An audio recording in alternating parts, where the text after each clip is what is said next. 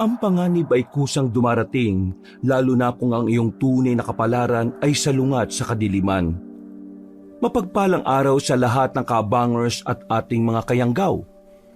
Ito ay kwento ng aking buhay na kung saan natuklasan ko kung ano nga ba talaga ang papel ko sa mundong ito.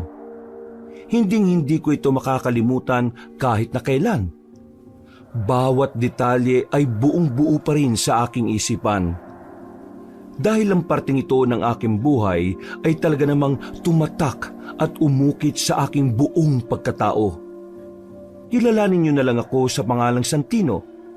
Samahan niyo ko sa aking kwento na kung saan sabay nating tutuklasin kung ano nga ba ang panganib na dala ng mga nilalang na kung tawagin ay aswang.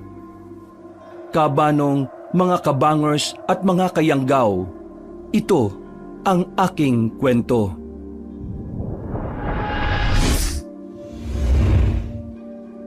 Bago nga pala magsimula ang ating kwento, sana'y mapindot nyo muna ang subscribe button at ang notification bell para lagi kayong nanonotify pag may bago tayong mga kwento. Pakibisita at pakisuportahan na rin ang iba pa nating mga channel. Ang Pamela Clamil Channel at ang Kabanong version 2.0. Kung wala sa mga nabanggit ko ang channel na mapapakinggan nyo na nagnanarita ko, yung channel na yon ay malamang ninakaw ang ating mga audio recordings. Huwag po nating suportahan. Mag-unsubscribe tayo dito. Naglalambing ako sa inyo na sanay yung 3 channel lang ang ating suportahan. At huwag nyo rin kalilimutan mag-like at comment. Napakalaking tulong po ito sa ating channel para mas makapagatid pa kami sa inyo ng mga magaganda at mga nakakapangilabot na mga kwento. At ngayon, sa ating pagpapatuloy. Santina, pagkatapos mong ayusin yung upuan na yan, isunod mo na rin yung mga labahan ko sa likod bahay ha. Mag-iisang linggo na yung mga yun eh. Tay, mamaya po kasi papasok na ako sa trabaho. Baka malate na naman po kasi ako eh. Saglit lang yon. Hindi naman yun ganun karami eh. Kasi tay, Huwag ka nang magreklamo. Maglalaba ka lang eh. Hindi ka naman maglalaba ng isang truck na labahan. Maliban na lang kung mabagal ka talaga maglaba. Kasalanan mo na yun kung malilate ka talaga. Sige po, gagawin ko na lang po. Ay, siya nga pala. Meron ka bang 300 dyan? Nagyayaya kasi si paring Dodong na magsabong daw kami. Tataya-taya lang ako ng konti, baka manalo. Kurot-kurot lang ba? Ganon. Pahingi naman ako. Itong natitira kong pera, tay, panggastos ko na lang po ito kasama na rito pamasahit pagkain eh. Ang lapit lang naman ng bayan eh. Ikaw talaga, Santino. Kahit nalakarin mo na lang yan pauwi. Tapos, huwag ka kasing masyadong maraming kinakain. Hindi naman nakabubuti yan kapag tumaba ka ng husto. 300 lang naman eh. Ibabalik ko rin kapag nanalo. Kasi, alam mo, palagi ka na lang may dahilan kapag hinihingan ka ng tulong. Pasalamat ka pa nga na nandito ka pa rin kahit wala na nga ang asawa ko eh. Siya ang umampon sa'yo at hindi ako ha. Baka nakakalimutan mo. Kaya anumang oras pwede kitang palisin dito. Yung pera ko, nandun po sa loob ng bag ko. Sa pitakang puti. 500 na lang ho yun eh. Kunin nyo na lang po. Baka po manalo kayo. O yun naman pala eh. Kahit kailan talaga, the best ka talaga, Santino. Ay teka, kukunin ko na ha. Kasi maya-maya aalis na kami. Napapailing na lang ako ng mga sandaling yon, Kabanong. Wala na rin akong nagawa. Kesa mapalayas ako ng bahay, ibinigay ko na lang ang gusto niya. Nakikitira lang naman kasi ako roon. Mula kasi nang mamatay ang taong umampon sa akin, hindi na nga ako nagkaroon ng kapayapaan sa tahanan na kinalakihan ko.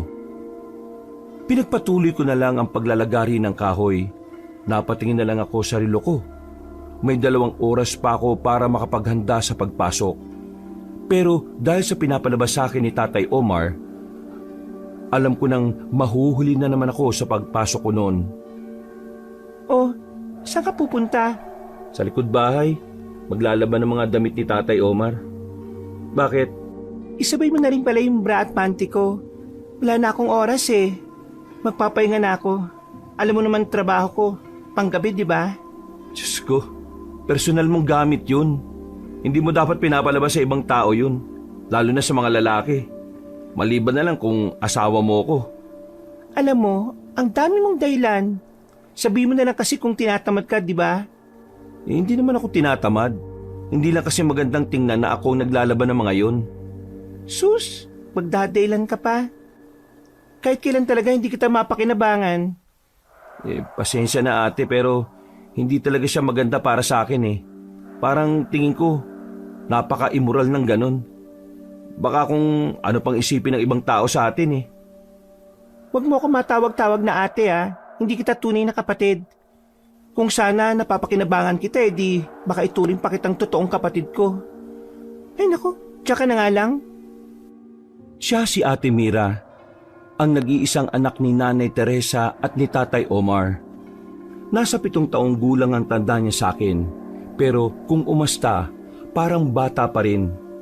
Napakatamad niya sa gawaing bahay. Mas lalo pa siyang naging tamad nang magkaroon na siya ng trabaho. Kaya kahit madalas akong pagod galing sa trabaho, ako pa rin talaga ang naglilinis ng bahay namin. Dakong 9:00 na ako nakaalis ng bahay namin. Pagdating ko sa factory ay hindi pa yun nagbubukas. Akala ko late na ako. Nakahinga ako ng maluwag. Akala ko mayayari na naman ako kay boss eh. Wala pa nga si boss Nagka-problema. Ha? Anong problema? Itong factory pala na pinapasukan natin wala namang permit. Nasilip ng mga taga-munisipyo. Ayun, delikado tong factory. Teka, ibig ba nitong sabihin mapapasara tong factory? Yan ang pinakamalapit na pwede mangyari. Ganun naman kasi talaga ang ginagawa kapag walang permit Bawal mag-operate. Hindi ako pwedeng mawalan ng trabaho. Baka mapalayas na talaga ako sa amin. Nako, oo nga. Yung mga kasama mo pa naman sa bahay, kapag wala kang pera, wala kang kwenta sa paningin nila. Pero wag na muna tayo mag-isip ng kung ano-ano. Ipagdasal na lang natin na sana hindi mapasara tong factory. Hinakabahan man ako nung umagang yon, Kabanong, pero wala kaming nagawang lahat kundi umalis na lang muna. Hindi kasi nagbukas ang factory dahil na rin sa nangyari.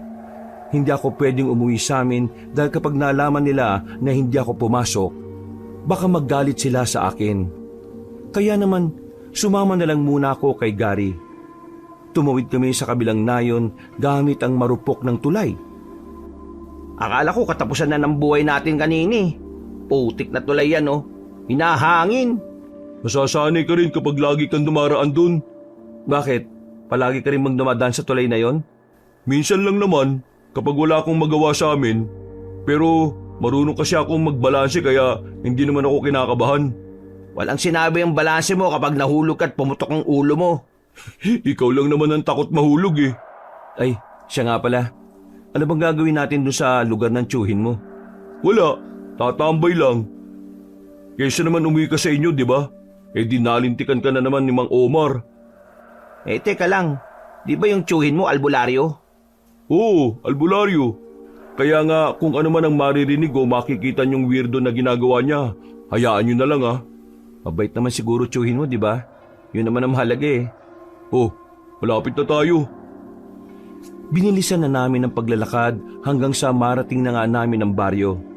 Mas maraming tao roon kumpara sa amin. Dikit-dikit din halos sa mga bakuran, samantalang sa amin ay may mga distansya. Maarte kasi ang mga tao sa amin na akala mo mayayaman na ayaw madikitan. Agad naming tinungo ang tirahan ng kanyang tiyuhin. Naabutan namin ang matandang lalaki na namimitas ng mga dahon sa bakuran nito. Ayon kay Gary, mga halamang gamot daw yun na sadyang tinatanim doon para di na namumundok ang kanyang tiyuhin. Nandito palang pinakagwapo kong pamangkin na tumae sa short pants nung 5 taong gulang pa lang. At hindi pa siya nakontento. Inamoy niya pa. Kumusta pamangkin ka? Grabe naman po kayo, Tiyo. Sa dami ng matatandaan mo, yung pa talaga. Sinabi mo pa talaga sa kanila. Hindi ba nila alam ang kwentang yan? Alam naman po namin, pero Wala siyang sinasabi sa amin na inamoy niya pa. Ang sabi niya lang po sa amin naghugas siya sa sarili niya.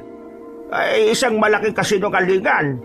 Ako ang naghugas sa puwet mo noon kasi wala nga ang mga magulang mo. Kaya nga, hindi ko makakalimutan yun eh. Pang bihira naman. Oo na. Iba na lang ang pag-usapan natin, pwede? Eh bakit ka ba nandito? Anong gagawin mo? At yung mga kaibigan mo, hindi mo ba papakilala sa akin? Hindi ko lang sila mga kaibigan. Kasamahan ko rin sila sa trabaho. Ito si Santino, mabait ho yan. Ito si Bentong, mabait din yan. Kaso minsan tatanga-tanga. Uy, grabe ka naman. Wala kasi kami pasok Medyo alanganin kasi yung factory kasi wala pang permit. Kaya dito na muna kami nakatambay kung ayos lang naman din sa inyo. Nako, aalis kasi ako ngayon. Maya-maya may pupuntahan ako. Kung gusto ninyo, sumama na lang kayo sa akin. Saan ba ang lakad mo? Parang palagi ka na lang umaalis May pupuntahan lang akong dapat magalingin. Tinatamad nga ako kasi malayo. Buti dumating kayo. May kasama akong pupunta ron. Ano mga pre? Gusto niyo sumama? Wala naman tayong choice kaya sige na. Mas pipiliin ko ng sumama kaysa umuwi kagad sa amin. O sige tiyo, sama kami. Makalipas lang ang halos 1 oras, umalis na rin kami sa bahay ng tiyuhin niya. Wala akong ideya kung saan ba talaga ang destinasyon namin noon, Kabanong. Pero para sa akin, ay mas ayos na yon kaysa naman matalakan ako sa amin at baka mapalayas pa. Alam niyo, nung kasing edad niyo ako, ganito na talagang ginagawa ko. Nanggagamot na ako. Gary, kung tatanungin mo ang tatay mo tungkol doon sa isang lalaking ginamot ko, doon sa Dueñas, ay nako, baka hindi ka maniwala sa sagot niya. Ano po ba kasing sakit ng lalaking yun? Nung araw kasi, talamak ang mga aswang. Pero dahil kakaunti lang naman ang kanilang bilang, gumawa sila ng paraan para magparami. At dito na nga nauso ang yanggaw. Yun yung paraan nila para gawing kauri nila ang normal na tao. At yung unang biktima nun ay yung lalaking ginamot ko nga sa Dueñas. Napagaling ko naman, pero nahirapan ako kasi di ko pa talaga alam kung ano ang eksaktong gamot Teka, seryoso ba yan, Mang Jojo? May aswang ba talaga dati? At yung ano ba yun? Yanggaw. Naman, totoo naman ang mga aswang nun. Masyado lang kasi kayong hindi aware sa mga nangyayari nun kaya wala tayong ideya. Wow, pa-aware ka na ngayon Apayo naman, natutunan ko lang sa magazine. Matanong ko lang po, ano po bang gagamutin nyo ngayon? Ang ibig ko sabihin ano pong sakit? Hindi siya sakit, pero kagaya lang din siya ng kinuwento ko ngayon. Yanggaw. Yanggaw? Ibig sabihin, meron pa talagang aswang ngayon? Hindi naman talaga nawala Kaya nga bilisan nyo na para makita nyo na rin. Sigurado kung kikilabutan kayo sa mapapanood ninyo. Patawa-tawa pa ang tiyuhin ni Gary na paramang kasiyahan ang pupuntahan namin. Hindi naman ako kinakabahan o natatakot noon. Sa totoo lang, Kabanong, ay interesado din akong malaman kung totoo ba talaga ang sinasabi ni Mang Jojo. Tumagal kami ng halos 1 oras sa paglalakad. Sumakit agad ang paa naming 3. Ang sabi kasi sa amin ni Mang Jojo, hindi naman daw sobrang layo. Nang matanaw na namin ang bahay ng pasyente niya, ay binilisan na rin namin ang aming lakad. Pagpasok pa lang namin sa bakuran, narinig na kagad namin sa loob ng bahay ang sumisigaw na lalaki. Nagkatinginan kaming magkakaibigan nang marinig din naming umaangil yun. Kinausap naman ni Mang Jojo ang mag-asawang matanda. Baka sa mukha ng dalawa ang pag-aalala. Samahan niyo ako sa loob at nang makita ninyo. Pagkasilip namin doon, bumungad sa amin ang isang binata na nakagapos na sa haligi. Nakakadena na rin ang mga paa nito. Ang mata naman niya ay puro puti na lang, habang ang mukha naman ay may mga ugat na nakaumbok, nangingitim ang labi at ang mga kuko. Kami na bahala sa isang ito. Gagawin ko ang lahat ng makakaya ko para mapagaling siya. Pero ito lang ang sasabihin ko sa inyo. Hindi ito magiging madali. Kaya dapat marunong din kayong maghintay kung kailan natin siya may babalik sa dati. Tumango lang ang dalawang matanda. Sumenyas naman sa amin si Mang Jojo. Kaming tatlo naman ay parang napasubo na lang din. Sinunod namin ang mga sinabi niya kahit wala naman yun sa usapan namin. Ang pagkakaalam lang kasi namin ay manonood kami. Nung oras na yon ay nakakaramdam na ako ng kilabot. Sa tuwing titingnan ko ang itsura ng lalaking parang wala na sa sarili, nararamdaman kong nagtitindigan na ang mga balahibo ko. Huwag kayo matakot. Hindi naman kayo masasaktan yan hanggat narito ako. Kaya kalma lang kayo. Sundin nyo na lang ang mga sasabihin ko at walang mangyayaring masama sa inyo. Tiyo naman kasi, hindi niyo naman kami nasabihan na ganito palang gagawin namin. Kala namin manonood lang kami. Ang tawag doon, surprise! Binigay na sa akin ni Mang Jojo ang isang botelya. Naglalaman yun ng kulay berdeng likido na ayon sa kanya, kailangan ko raw yung ibigay sa kanya kapag nangingisay na ang lalaki. Gary, simulan mo na nga ang pagbabasa ng pahina 23. Ikaw naman, Betong, dito ka sa likod ng lalaking ito. Ipapahid mo itong lagi sa kanyang leeg. Teka lang, hindi ba ako masasakmal niyan? Masasakmal ka kung babagal-bagal ka. Ayoko. Baka mamaya maging aswang din ako. Ikaw, Santiago. Ako po? Oo, ikaw. Sige, ako na lang po. Hindi ko rin alam kung bakit ako pumayag ng mga sandaling yon, Kabanong. Maya-maya lang, pinapahiran ko na lang ng langis ang lalaki. Pumapalag siya, parang nasasaktan. Kaya naman, hindi naging madali para sa akin ang gawain na yon. Pero dahil ayaw kong mapahiya kay Mang Jojo, ginawa ko ang makakaya ko para hindi ako masakmal ng lalaki. Hindi nagtagal ay naubos na rin ang langis. Natapos na rin sa pagbabasa si Gary at ang lalaki naman ay nawalan na rin ng malay. Akin na yung hawak-hawak mo, Betong. Gary, Santino, tulungan niyo akong maibok ang bibig niya habang wala pa siyang malay. Tiyo, baka magising yan bigla at sakmaling kami. Kaya nga dapat bilisan natin. Kasi baka mamaya kapag babagal-bagal magising na itong lalaking ito. Maigpit ang pagkakasara ng bibig ng lalaki kaya nahirapan kaming ibukayon. Kailangan pa naming barahan yun ng batong panghilod para lang maipasok ang likidong ipapainom sa kanya. Nang mapainom na ang likido, agad na kaming dumistansya. Muling nagising ang lalaki. Nagwawala na naman siya at namumula ang mga mata. Parang galit na nakatingin kay Mang Jojo. Ano pong nangyayari sa kanya? Normal lang yan dahil siya ipinainom natin. Maya-maya lang magiging kalmado na rin siya. Normal talaga yung ganyan? Parang makakatakas na Labas lang ako Nagmamadaling lumabas si Betong sa takot na baka isa siya sa lapain ng lalaki sakaling makatakas yun. Pero makalipas lang ang 1 minuto, unti-unting nanghina ang lalaki. Akala namin noon ay bumalik na yon sa pagiging tao. Pero hindi tuwa ang nakita naming reaksyon ni Mang Jojo. Ano pong problema? Nasa maayos na kalagayan na siya.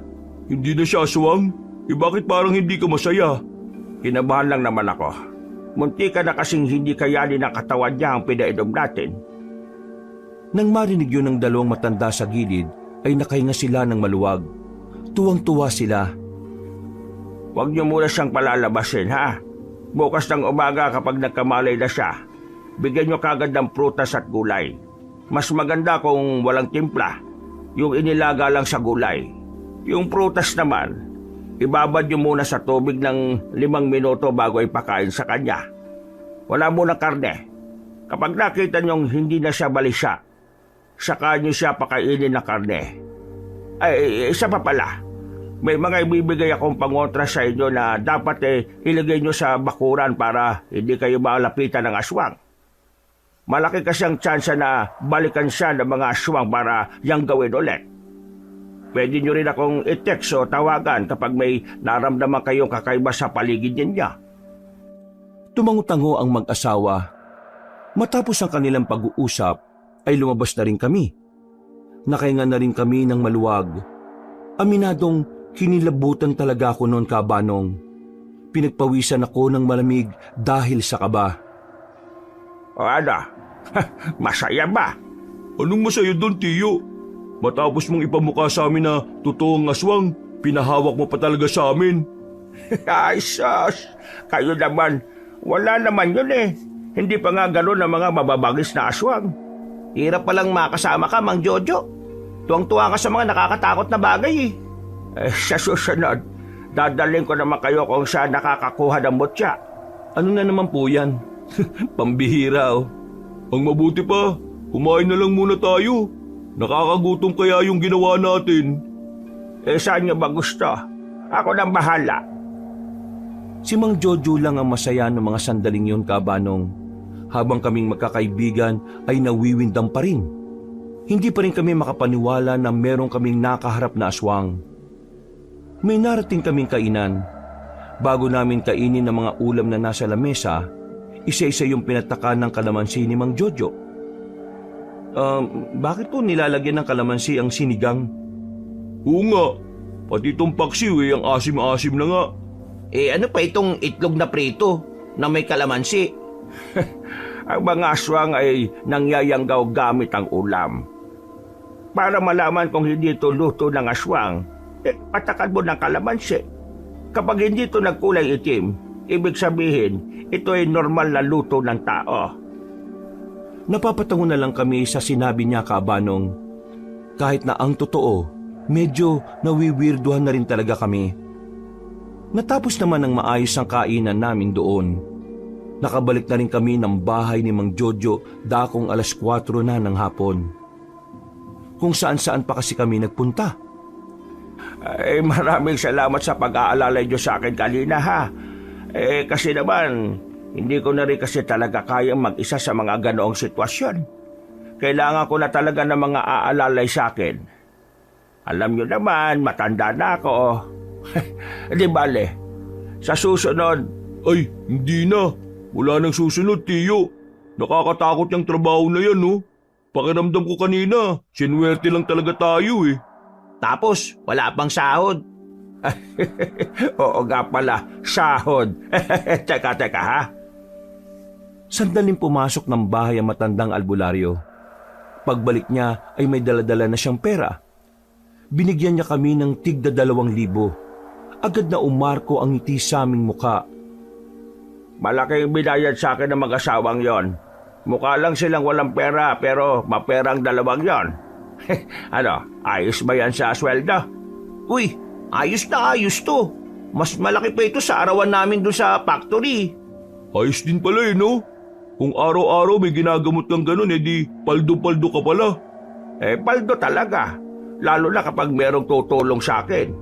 Pero delikado pa rin eh. Parang laging nasa kabilang hukay yung paa mo. May mga trabaho talagang delikado. Pero yun ang mga trabahong malalaki ang kita. Paano na yan?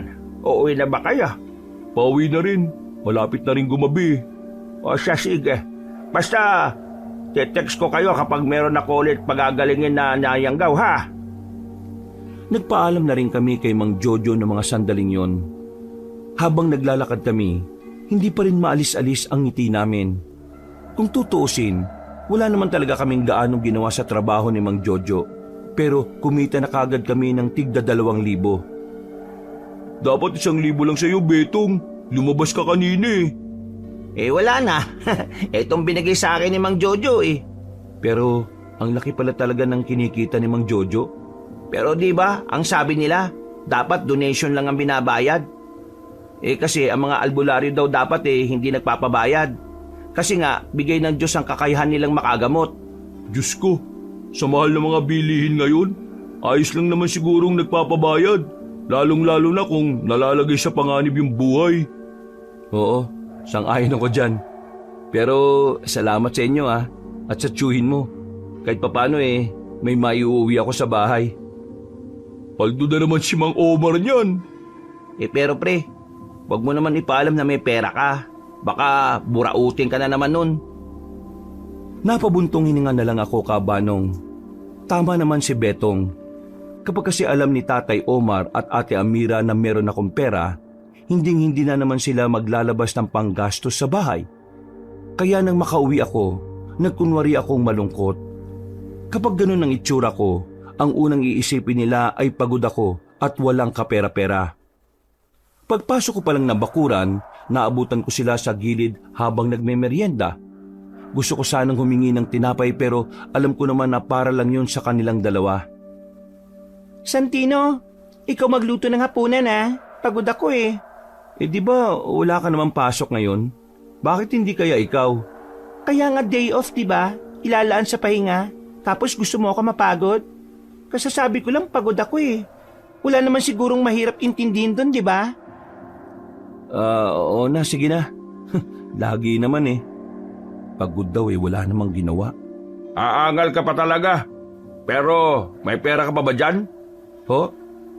Wala na po eh. Di ba binigay ko na sa inyo yung huling pera ko? Wala na nga akong pamasahe para bukas eh. Hindi kasi nanalo yung perang binigay mo eh. Napakamalas ko talaga kapag sa'yo galing yung pera eh. Dahil kasi siguro yan sa balat mo sa puwet mo eh no.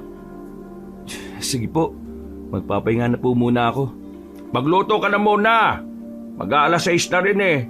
Para mamaya eh kakain na lang. Bumuntong hininga na lang ako. Wala na akong lakas para makipagtalo pa sa kanilang dalawa. Agad naman akong tumungo sa kusina namin. May mga tira-tira pang gulay doon at meron ding karne na tinadtad. Na sa tingin ko, halagang 50 lang yon. Parang panghalo sa pansit na sobrang konti. Kahit na kailan, napakakuripot talaga ng dalawang to. 50 pesos lang yata tong giniling na to eh. Magsisimula na sana ako maghiwa nang biglang may naramdaman akong hapdi sa kanang pisngi ng puwet ko. Akala ko'y napaso ako pero wala pa naman akong sinisindihan na kahit na ano. Nagmamadali ako nagtungo sa banyo namin. Tiningnan ko kagad kung anong meron sa puwet ko. Pagtapat ko sa salamin, wala naman akong nakitang problema. Napatingin na lang ako sa balat ko roon. Kasing laki yun ng mapa ng Mindanao. Napapailing na lang ako kapag naaalala ko ang laging sinasabi sa akin ni Tatay Omar na baka kaya malas kami sa buhay ay dahil meron akong balat sa puwet. Ganun kasi ang paniniwala ng mga taga samin. Kapag may balat ka sa puwet, malas. Kapag sa balikat, pasandaw ang krus. Mahirap ang buhay. Kapag ang balat naman ay nasa ulo, matalino raw. Ang dami nilang pinaniniwalaan na hindi naman katanggap-tanggap. Wow, mukhang masarap ang niluto mo ah. Sana naman di ba? Para naman matuwa naman kami sa hapunan na to. Palagi kasing walang kwenta pag nagluluto ka eh. Nako, kailan ba nakapagluto ng masarap yan? Kung hindi matabang, maalat. Palibasa, sanay sa pagkain na hindi masarap eh. Dinamihan ko ng bawang yan para mas mangibabaw yung linamnam niya. At dahil kakaunti lang ang karne, dinamihan ko ng toyo at pinakuluan ko hanggang sa higupin ng karne ang toyo at magmantika. May nalalaman ka pang paganyan-ganyan ha. Kapag ito hindi masarap, sa labas ka matutulog, makikita mo lang. Tinikman ni Tatay Omar ang niluto kong giniling kabanong. Umarko ang ngiti sa labi niya kaya nakahinga na ako ng maluwag. Habang si Ate Amira naman ay tahimik lang na kumakain.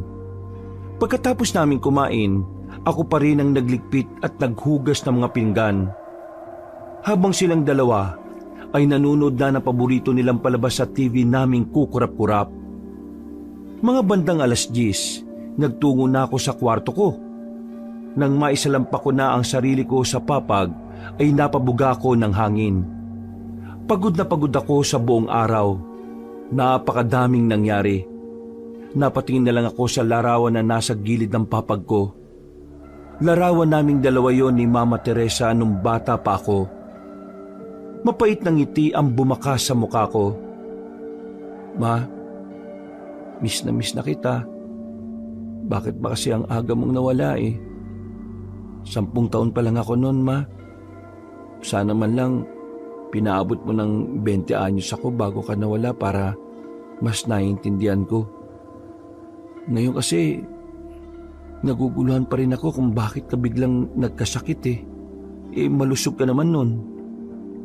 Niyakap ko na lang saglit ang larawan na yon.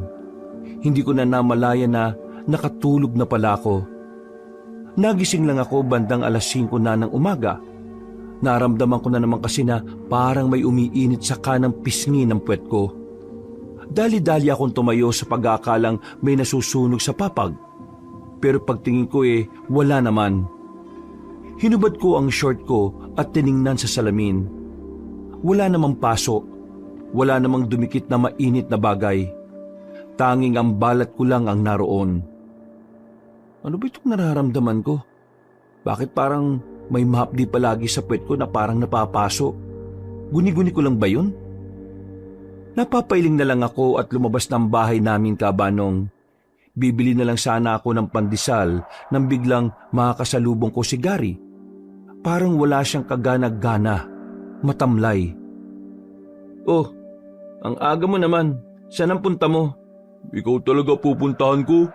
Hindi pa kasi ako nakakatulog Kagabi ko pa sana to dapat sinabi sa iyo Kaso nagdadalawang isip ako. Ano ba yan? At bakit hindi ka nakatulog ng dahil dyan? Pre, wala na tayong trabaho. Nag-text sa akin kagabi si Larry. Sabi niya, tuluyan ang pinasara ng munisipyo yung factory. Walang iyang amo natin. Wala pa talagang permit. 2 taon nag-operate, hindi man lang kumuha ng permit ang loko. Ngayon, tayong kawawa. Yung mga sahod din natin, malabo nang makuha kasi nalugi na rin yung amo natin Nalulung pa sa sugal. Halos manlambot ako ng mga sandaling yon, Kabanong. Hindi ko alam kung paano ko sasabihin yun kay Tatay Omar at Ate Amira.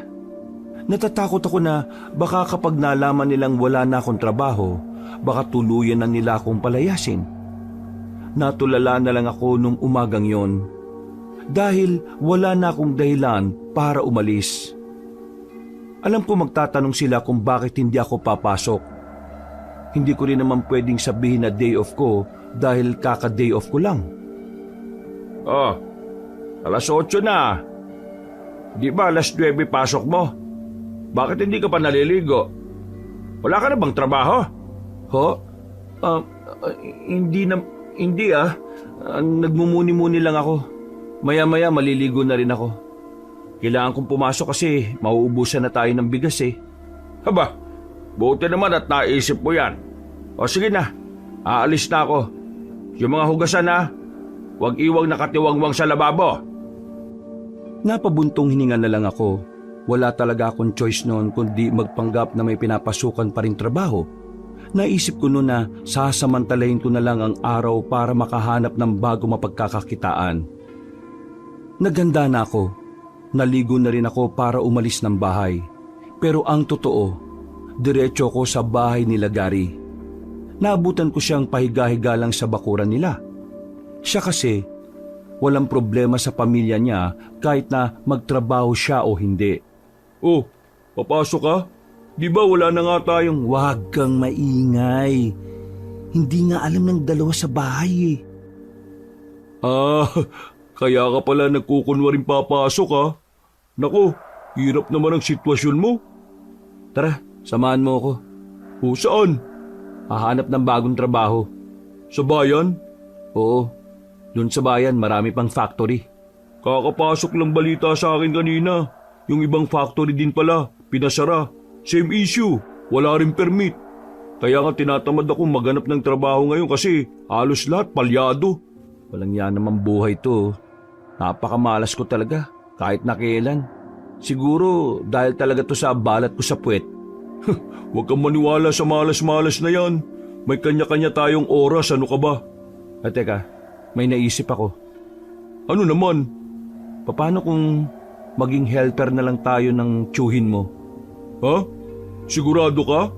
Ewan ko kailangan ko talaga ng mapupuntahan para di nila mahalatang wala na akong trabaho Di isama natin si Betong. Stress din ngayon yun Pinunta namin kagad si Betong, Kabanong. Walang pagdadalawang isip naman niya kaming sinamahan. Noong mga oras na yon ay kahit papano gumaan na rin ang pakiramdam ko. Kahit na papano hindi malalaman ni Tatay Omar at Ate Amira na isa na rin akong palamunin. Nakarating naman kami ng maayos kahit na nalula na kami sa tulay. Buti na lang ay inabutan namin si Mang Jojo. Abala lang siyang nagbabalat ng mais para ipanglaga. Kahapon lang nandito kayo Anong problema? Tatambay kayo? O kikwento ko na naman kung paano tumayo sa short itong pamangkin kong sigari. Tiyo, nandito kami hindi para makinig ng kwento mo. Problemado kaming lahat eh. Ha? Hulaan ko. Isa sa inyo ang hiniwalayan ng babae, ano? Hindi po yun.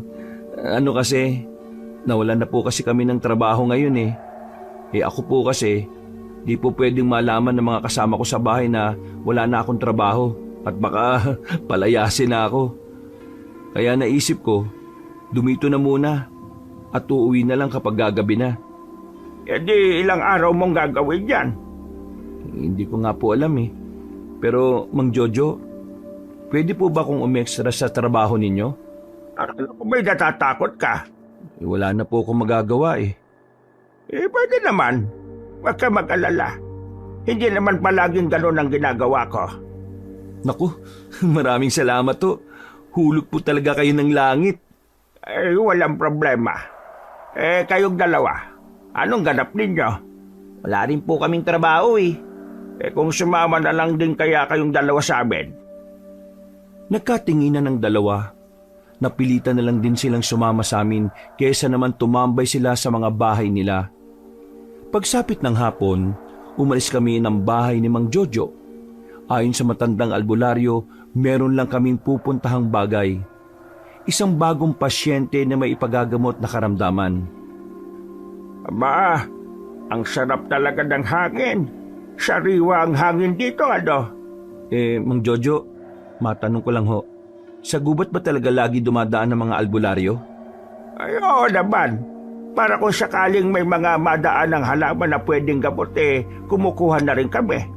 Di ba parang delikado naman? Kasi sa mga ganitong lugar nagtatago mga aswang eh. Nabasa ko rin sa libro. Ang mga aswang daw mas mabibilis kapag marami silang mapagtataguan. Tama naman ang mga sinasabi ninyo. Pero ako kasi, hindi naman ako natatakot sa mga aswang na yan eh. Nung araw pinagpapapaslang lang naman namin sila. Mang Jojo, kasama mo kasi kami, kaya delikado talaga. Ay, oo nga pala. Pero huwag kayo mag-alala. Hindi ko naman kayo pababayaan sakaling may mga aswang na humarang sa atin. Napapailing na lang kami nung mga sandaling yon, Kabanong, na mayani ang katahimikan sa mga sumunod na sandali. Maya-maya pa, meron na kaming natanaw na isang bahay. Ilang metro ang layo noon sa mga kabahayan na nasa baryong malapit. Bagay na ipinagtaka naman namin kung bakit.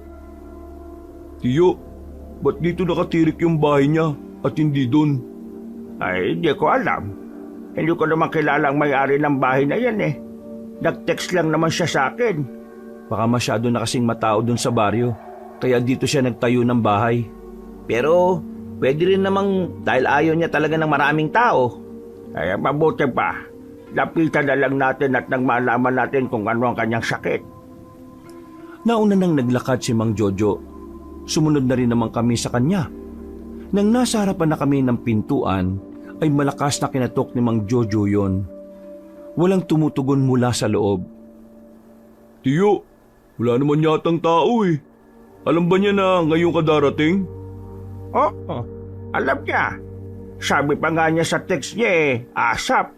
Ano bang ibig sabihin ng ASAP? As soon as possible. Yan daw ang ibig sabihin niyan Aba, sino kayo? Sabay-sabay kaming napalingon sa likuran nang marinig ang boses ng isang matandang babae. Nakatingin siya ng seryoso sa amin. Nakasuot lang siya ng tipikal na suot ng matatandang probinsyana. Narito po ba si Hermina? Sabi niya kasi dito siya nakatira.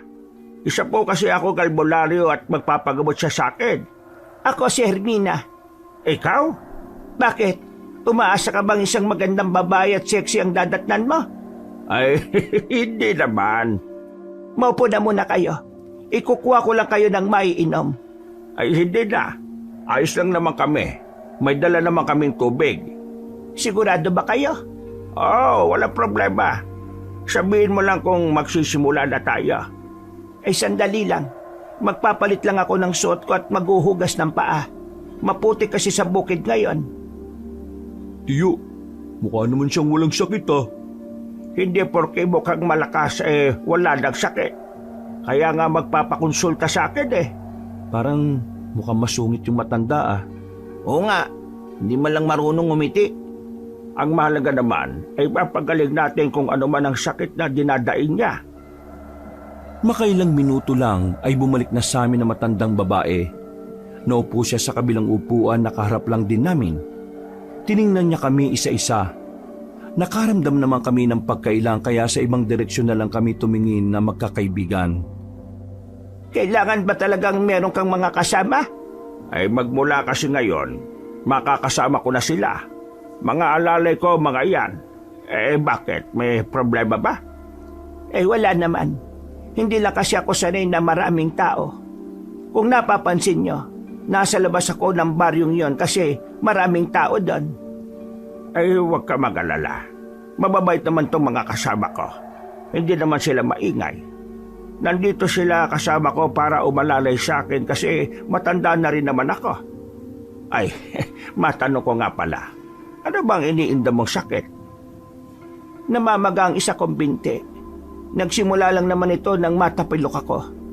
Gusto ko sanang ipahilot kasi kahit na ilalakad ko naman siya ng maayos, mas sumasakit siya kapag sumasapit na ang gabi. O kaya naman kapag bago ako matulog. Ay nako, namamaga na palang binti mong yan Kapag namamaga na kasi, hindi na yan basta-basta hinihilot kasi baka mas lalong may magalaw na ugat. Anong gagawin natin? Tititigan? Muntikan na kaming matawang tatlo nung oras na yon.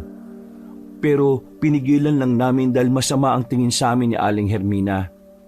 Akala kasi namin ay nagbibiro siya. Seryoso pala talaga ang pagkakasabi niya. Meron ako mga daladalang panghaplos. Kompletong-kompleto ako palagi.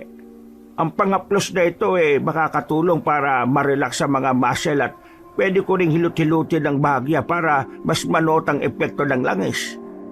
Meron din akong ibibigay na halamang gamot na dapat inumin mo kada 3 beses sa isang araw. Makakatulong yon para mabilis ang pag-impis ng pamamaga. Paano naman ako makakasiguro na epektibo yan? Makakasiguro ka lang na epektibo ito kapag umepekto. Ha? Ibig ko sabihin ang tanging paraan lang para malaman kung epektibo ito kailangan mong subukan. Sa akin mo palang ba yan unang gagamitin? Ay hindi. Nagamit ko nito sa iba at lahat naman gumaling. Kaya magtiwala ka sa akin. Matagal na akong nag-aalbularyo. Kung matagal ka nang nag-aalbularyo, ibig sabihin naniniwala ka sa mga aswang. Sa tanong na yun ng matandang babae ay sandaling natigilan si Mang Jojo. Kahit kami rin ay nagkatinginan. Bigla-bigla na lang kasing nagpasok ng ganong klase ng usapin ng matanda kahit wala namang koneksyon sa sakit niya sa paa. Naitanong ko lang naman. Kasi lahat ng napuntahan kong albularyo na tinanggihan ako, ang sinasabi sa akin ay mas prioridad nila ang may kinalaman sa aswang kaysa sa simpleng pilay lang. Baka ako ganon ka rin. Huwag ka mag-alala. Hindi naman ako ganon. Lahat ng pasyente ko tinatrato ko ng tama. Kung sino man ang mga albularyo na una mong nalapitan, mga siraulo mga yon. Maya-maya lang, nagsimula na rin sila. Kami naman ay nasa upuan lang habang pinapanood si Mang Jojo sa ginagawa niya. Wala kaming ibang magawa kundi maghintay lang kung kailan kami kakailanganin. Pero natapos na lang ang ginagawa niya ay wala naman siyang pinagawa sa amin. Inumin mo lang ang binigay ko sa iyong gamot. Unti-unti iimpis ang maga. Sige, susundin ko ang mga sinabi mo. Inabutan na ng matandang babae si Mang Jojo ng bayad. Pagkatapos ay lumapit na rin siya sa amin. Tapos na yun? Paano kami? Wala kaming ginawa. Mamaya may gagawin kayo. Sa ngayon, umalis na muna tayo rito. Punta muna tayo sa baryong yon para magpalipas ng oras. Kakain din tayo. Hindi ko alam kung bakit parang naging seryoso ang ekspresyon ng mukha ni Mang Jojo noong mga sandaling yon. Sa hindi malamang dahilan, nakaramdam ako ng kaunting kaba. Pinilit ko na lang hindi yun pansinin. Maya-maya pa, narating na rin namin ang baryo. Hindi yun kalayuan sa bahay ni Aling Hermina. May napuntahan kaming lugawan na agad din naman namin pinwestuhan. Kagaya ng laging ginagawa ni Mang Jojo, papatakan niya muna ng kalamansi ang mga kakainin namin para masigurong hindi yun pangyanggaw. Mang Jojo, pwedeng malaman namin kung ano yung gagawin namin mamaya? May iba ka pa bang kliyente na pupuntahan natin? Basta, mamaya ko na lang sasabihin sa inyo. Napapailing na lang si Gary noong mga sandaling yon, Kabanong. Itinuon na lang namin ang pagkain ng lugaw. Pagkatapos, pumunta kami sa palengke para doon na rin mamili. Dakong alas 5 na nang lumabas na kami ng baryo. Inakala namin na diretso uwi na kami. Pero iba ang direksyon na aming dinaanan. Tiyo, nasaan na naman tayo pupunta? Akala ko ba sa kabila na tayo dadaan para mas malapit sa sakayan? Babalikan natin yung bahay ng matandang babae. Oh, bakit naman? Akala ko ba tapos na kayo doon? Uy, si Mang Jojo. Mukhang type yung matanda. Nakumpirma ko na. Nakumpirma ang alin? Ang matandang yon ay isang aswang. Ho? Paano nyo naman nasabi yan, Tiyo? Bago ko siya puntahan, nasabihan na ako ng isa kong kapwa albularyo na taga roon lang din sa baryo. Ang mga taga sa kanila ay pinaghihinala ng matandang si Hermina na aswang. Kaya kanina, inobserbahan ko siya ng maigi. At doon nga nalaman ko na isa pala siyang aswang. Aswang? Iyong matanda? Sus, pambihira. Hindi naman namin nahalata Marahil mataas na uri ng aswang siya, kaya mahirap talagang mabusisi ang totoo niyang kulay. Ano naman ang gagawin mo ngayon dyan, Tiyo? Di gagawin ko kung ano ang dapat. Kung mapapalaban, di mapapalaban. Ibig niyong sabihin, mapapalaban din kami? Kung kailangan niyong protektahan ang sarili niyo, protektahan niyo. Nagtindigan ang balahibo namin sa mga oras na yon, Kabanong. Naisip ko pa lang na may haharapin kaming aswang ay medyo nababahala na ako. Hindi ko kasi talaga alam kung anong magagawa namin para tulungan si Mang Jojo. Ilang sandali lang, natanaw na rin namin ang bahay ng matandang si Hermina. Pero hindi kami agad lumapit. Nagbasid na muna kami sa paligid. Mga ilang sandali lang, nakita na naming umalis sa matandang babae. Hinintay na muna naming makalayo yun. Saka kami lumabas at pumunta sa bakuran. Ano ba talagang gagawin natin dito? Wala naman yung matanda. Kailangan nating makuha ang mga kagamitan niya sa pangyayanggaw. Malakas ang inala ko na isa siya sa mga nangyayanggaw sa mga tao. Teka, meron tayong problema. Anong problema? Yan Ang alin? Pagtingin namin sa tinuturo ni Betong, nakita namin ang matandang babae na nasa labas na ng bakuran. Ang akala namin ay umalis na siya. Pero ganun na lamang siyang nakabalik ng mabilis. Anong ginagawa niyo at bakit pa kayo bumalik sa bakuran ko? Nung unay hindi namin alam ang sasabihin, kaya hinayaan na lang namin si Mang Jojo na umisip ng dahilan. Meron kasi akong nakalimutang bagay. Hinahanap namin. Anong bagay? Yung botones ng polo ko, nalaglag yata rito hindi ko pwedeng hayaan kasi ang hirap makahanap ng ganong klase ng botones. Yung totoo, anong dahilan at bakit kayo bumalik dito? Yun nga lang ang dahilan. Bakit? May iba pa ba? Wala rito ang botones na yon. Pumunta ka rito kanina ng ganyan ang polo mo. Patay na. Booking na tayo. Medyo kinakabahan ako noon kasi sa isip-isip ko ay mabubuko na kami ng matandang babae, Kabanong. Sa itsura pa lang noon ay parang ang hirap niyang lokohin. Pagtingin naman namin kay Mang Jojo, kalmado lang siya at parang sanay na siya sa mga ganoong sitwasyon. Kaya nga nagbabakasakali ako na baka dito na nahulog. Kasi nung pumunta kami nung wala ka pa, Maayos pa ang botones ng polo ko. Pero nung nagsimula na tayo nawala na yung botones. Baka lang naman dito ko nahulog. Hindi naman siguro masama kung hahanapin ko ngayon. Lalo na't mahalaga talaga yon para sa akin. Sa tagal ko na sa mundong ito, alam ko kung kailan nagsasabi ng totoo ang isang tao at alam ko kung kailan hindi. Kaya hindi mo ako maloloko. Kung ano man ang pakay ninyo, umalis na kayo bago pa ako magpatawag ng barangay. Biglang sumeryoso na ang mukha ni Mang Jojo. Mas kinabahan na kami noon. Pakiramdam namin anumang oras ay may mangyayari ng masama. Barangay, magsusumbong ka. Yung balita ko hindi ka naman nila kinikilala bilang kalugar nila. Anong pinagsasasabi mo? Nabalitaan ko lang naman na kahit isa, wala kang kaibigan sa baryong yan. Kaya malabong makapagsumbong ka sa barangay. Bakit? Ano kailangan mo? Ikaw ang dapat kong tanongin yan. Anong kailangan mo sa akin at bakit mo ako pinapunta rito kahit na alam mong kung sino ako? Hindi ko maintindihan ang sinasabi mo. Teka sandali.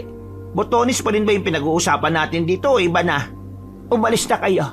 Dahil nakakaabala na kayo sa akin. Kailangan ko munang mahanap yung botones. Hindi botones ang pakay mo! Hindi alam mo na kung anong sinasabi ko.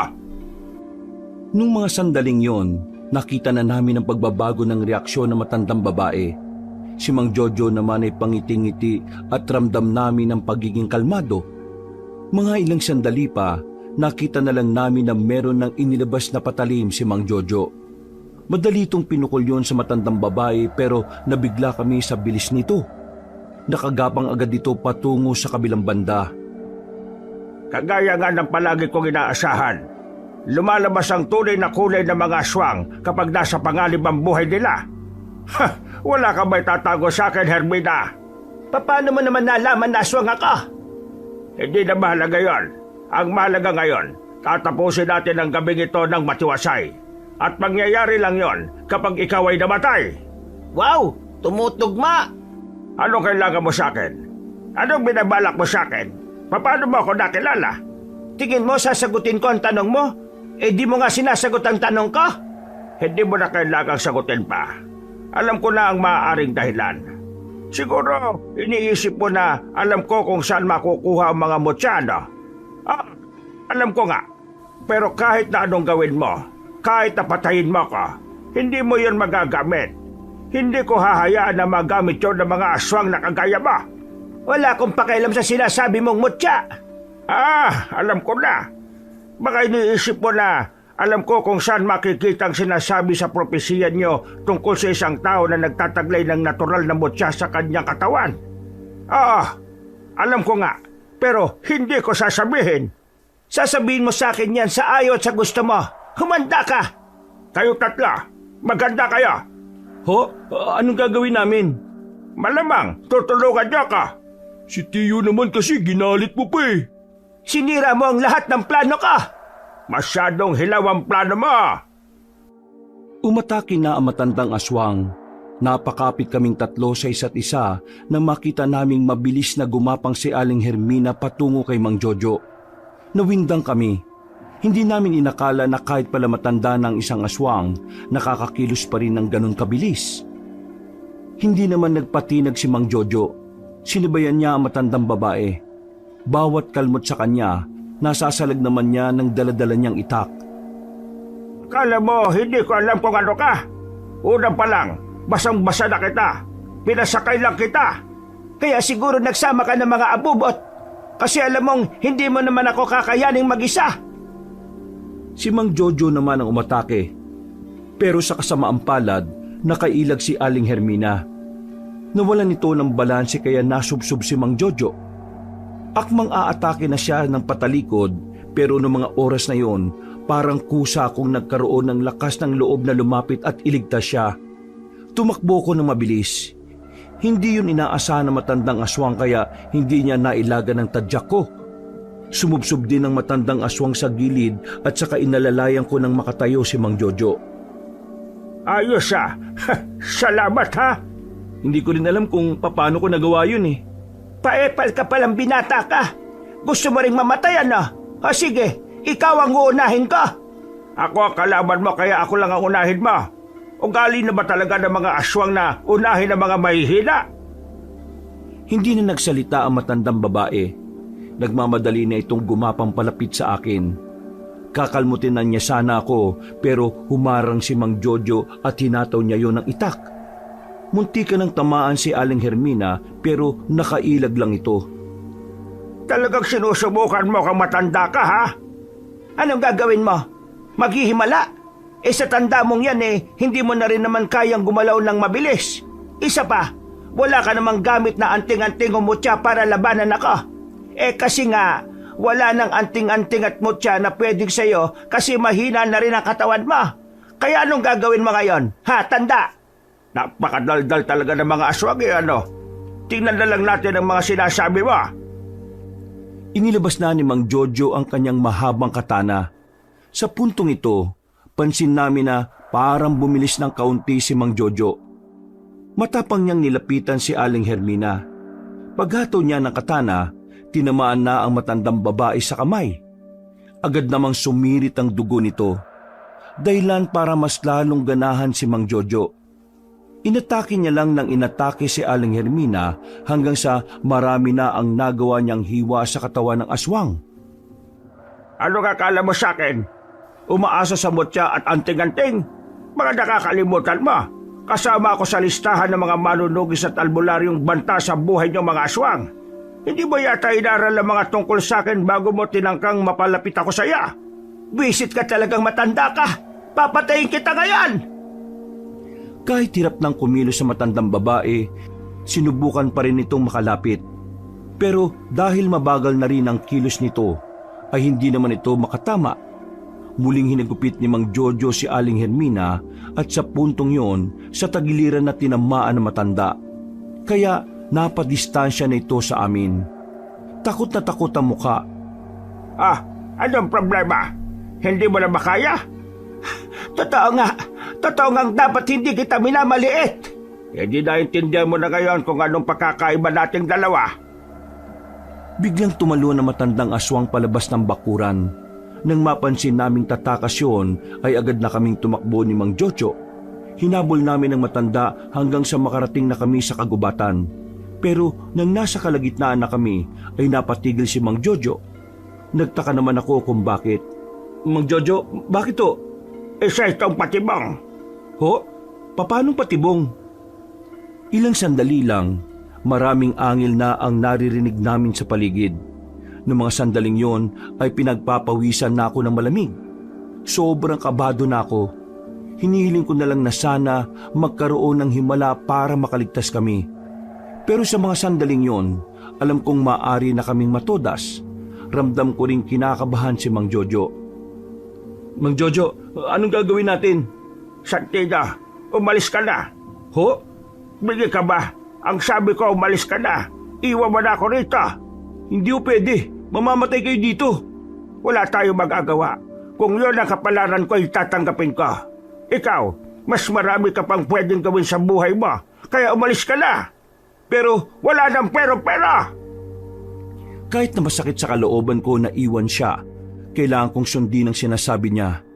Mas mahirap kapag kaming dalawa ang namatay, kaya sinimulan ko ng tumakbo. Pero hindi pa man ako nakakalayo, narinig ko ng mas lumakas sa mga angil ng mga aswang.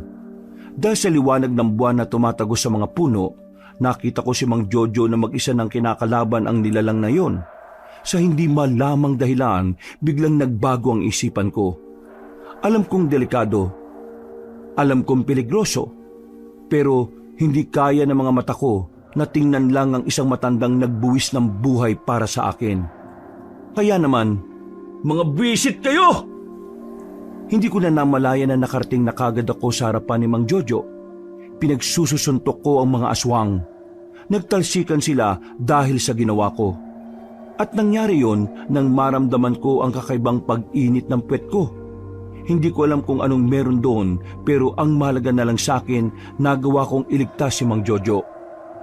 Nagulat siya sa aking ginawa, kahit din naman ako. Pero wala na akong oras magpaliwanag noon dahil umatake ulit ang mga aswang. Pero nagawa ko silang harapin. Nahawakan ko pa ang isa at sa mismong harapan nila, pinakita ko kung papaano ko baliin ang braso nito. Natakot ang mga aswang. Dali-dali silang umalis na parang mga pusang natataranta. Mang Jojo, ayos ka lang? Sandali, paano mo nagawa yon? Tungkol doon, hindi ko rin alam. Basta ang nasa isip ko lang iligtas ka. Santino, hindi normal ang ginawa mo. Kahit ako na matagal na sa pagpatay ng mga aswang, kailanman hindi ko magagawa yon kung wala akong kapangyarihan ng mutya. Wala naman po akong mutya Sigurado ka ba talagang normal na tao ka lang? Oo naman po. Utusan nga lang ako sa amin Tingin ko espesyal ka. Saka na po muna natin isipin ang bagay na yan. Kailangan na nating umalis dito. Sugatan ka rin Inalalayan ko si Mang Jojo. Habang naglalakad kami, ay nakasalubong naman namin si Gary at Betong. Oh, ano nangyari? Ayos ka lang ba, Tiyo? Ayos lang din naman ako. Sorry talaga Natakot talaga kami kaya hindi kami nakasunod Mabuti nang hindi kayo sumunod. Delikado. Mas maraming aswang ang nakaharap namin. Maraming aswang? Paano nyo natalo ang mga yun? Hindi agad ako nakapagsalita. Hindi ko kasi alam kung dapat ko bang sabihin sa kanila ang nagawa ko. Buti na lang ay nakatunog agad si Mang Jojo kaya siya na lang ang nagdahilan. Nataboy ko sila. Natakot sila sa ginawa ko We, hinaya mo talaga sila sa tanda mong yan? Ba't loko to Ano tingin mo sa akin, baldado? Ibig kong sabihin, kakaiba ang bilis ng mga aswang, di ba? Si Aling Hermina pa nga lang, mabilis na kahit matanda na Paano pa kaya yung iba? Mamaya na tayo magkwentuhan. Kailangan magamot kagad ang sugat ni Mang Jojo para hindi maimpeksyon. Binuhat na ni Gary ang tiyuhin niya. Bumalik kami sa baryo para dalhin si Mang Jojo sa kakilala niyang mga taga roon. Nagamot at nalinisan naman agad ang mga sugat niya. Pagkatapos, kahit naiika-ika pa rin, binalikan namin ang bahay ni Aling Hermina. Hinalughog namin yon. Nakita namin ang mga kagamitan niya para sa pangyayanggaw. Hindi nagdalawang isip si Mang Jojo na sunugin yon. Nilagay namin yon sa drum at saka sinilaban ng apoy. Paano yan ngayon? Nakatakas yung matanda. Di mas malalagay sa alanganin ng buhay mo, Tiyo. Buong buhay ko naman nasa panganib lagi ang buhay ko. Kaya sanay na ako. Ang inaalala ko lang naman, ano ang susunod nilang hakbang. Ngayong wala silang napala sa akin siguradong iisip sila ng bagong taktika. Ano ba kasing pakay talaga na matandang yun sa'yo? Akala niya alam ko kung nasa ng taong may malakas na mutya sa katawan. Pero ang totoo, wala talaga akong alam. Walang may nakakaalam. Bakit nila gustong mahanap yon? Lahat kami naniniwala, kahit ang mga aswang, na ang taong yon ay hindi pa nagigising ang mutya na meron siya. Kaya nagpapaunahan kami. Kapag ang mga aswang nakakita sa kanya, maaari siyang magamit sa kasamaan. Kapag kaming mga manunugis ang nakakita sa kanya, pwede namin siyang magamit laban sa mga aswang. Ang kaso, maraming taon na ang nakalipas mula nang mapabalitang isinilang na ang taong yon. Hindi naman namin siya makita. Komplikado rin pala talaga no. Kapag nakuha nilang taong yun, magiging kalaban nyo kapwa-tao rin. Hindi. Kapag nakuha nila ang taong yon, gagawin din nilang aswang yon. At ang isang aswang na may gamit na mutya ay sobrang hirap talunin. Anong balak nyo ngayon, Mang Jojo? Balik sa normal. Balik sa simula.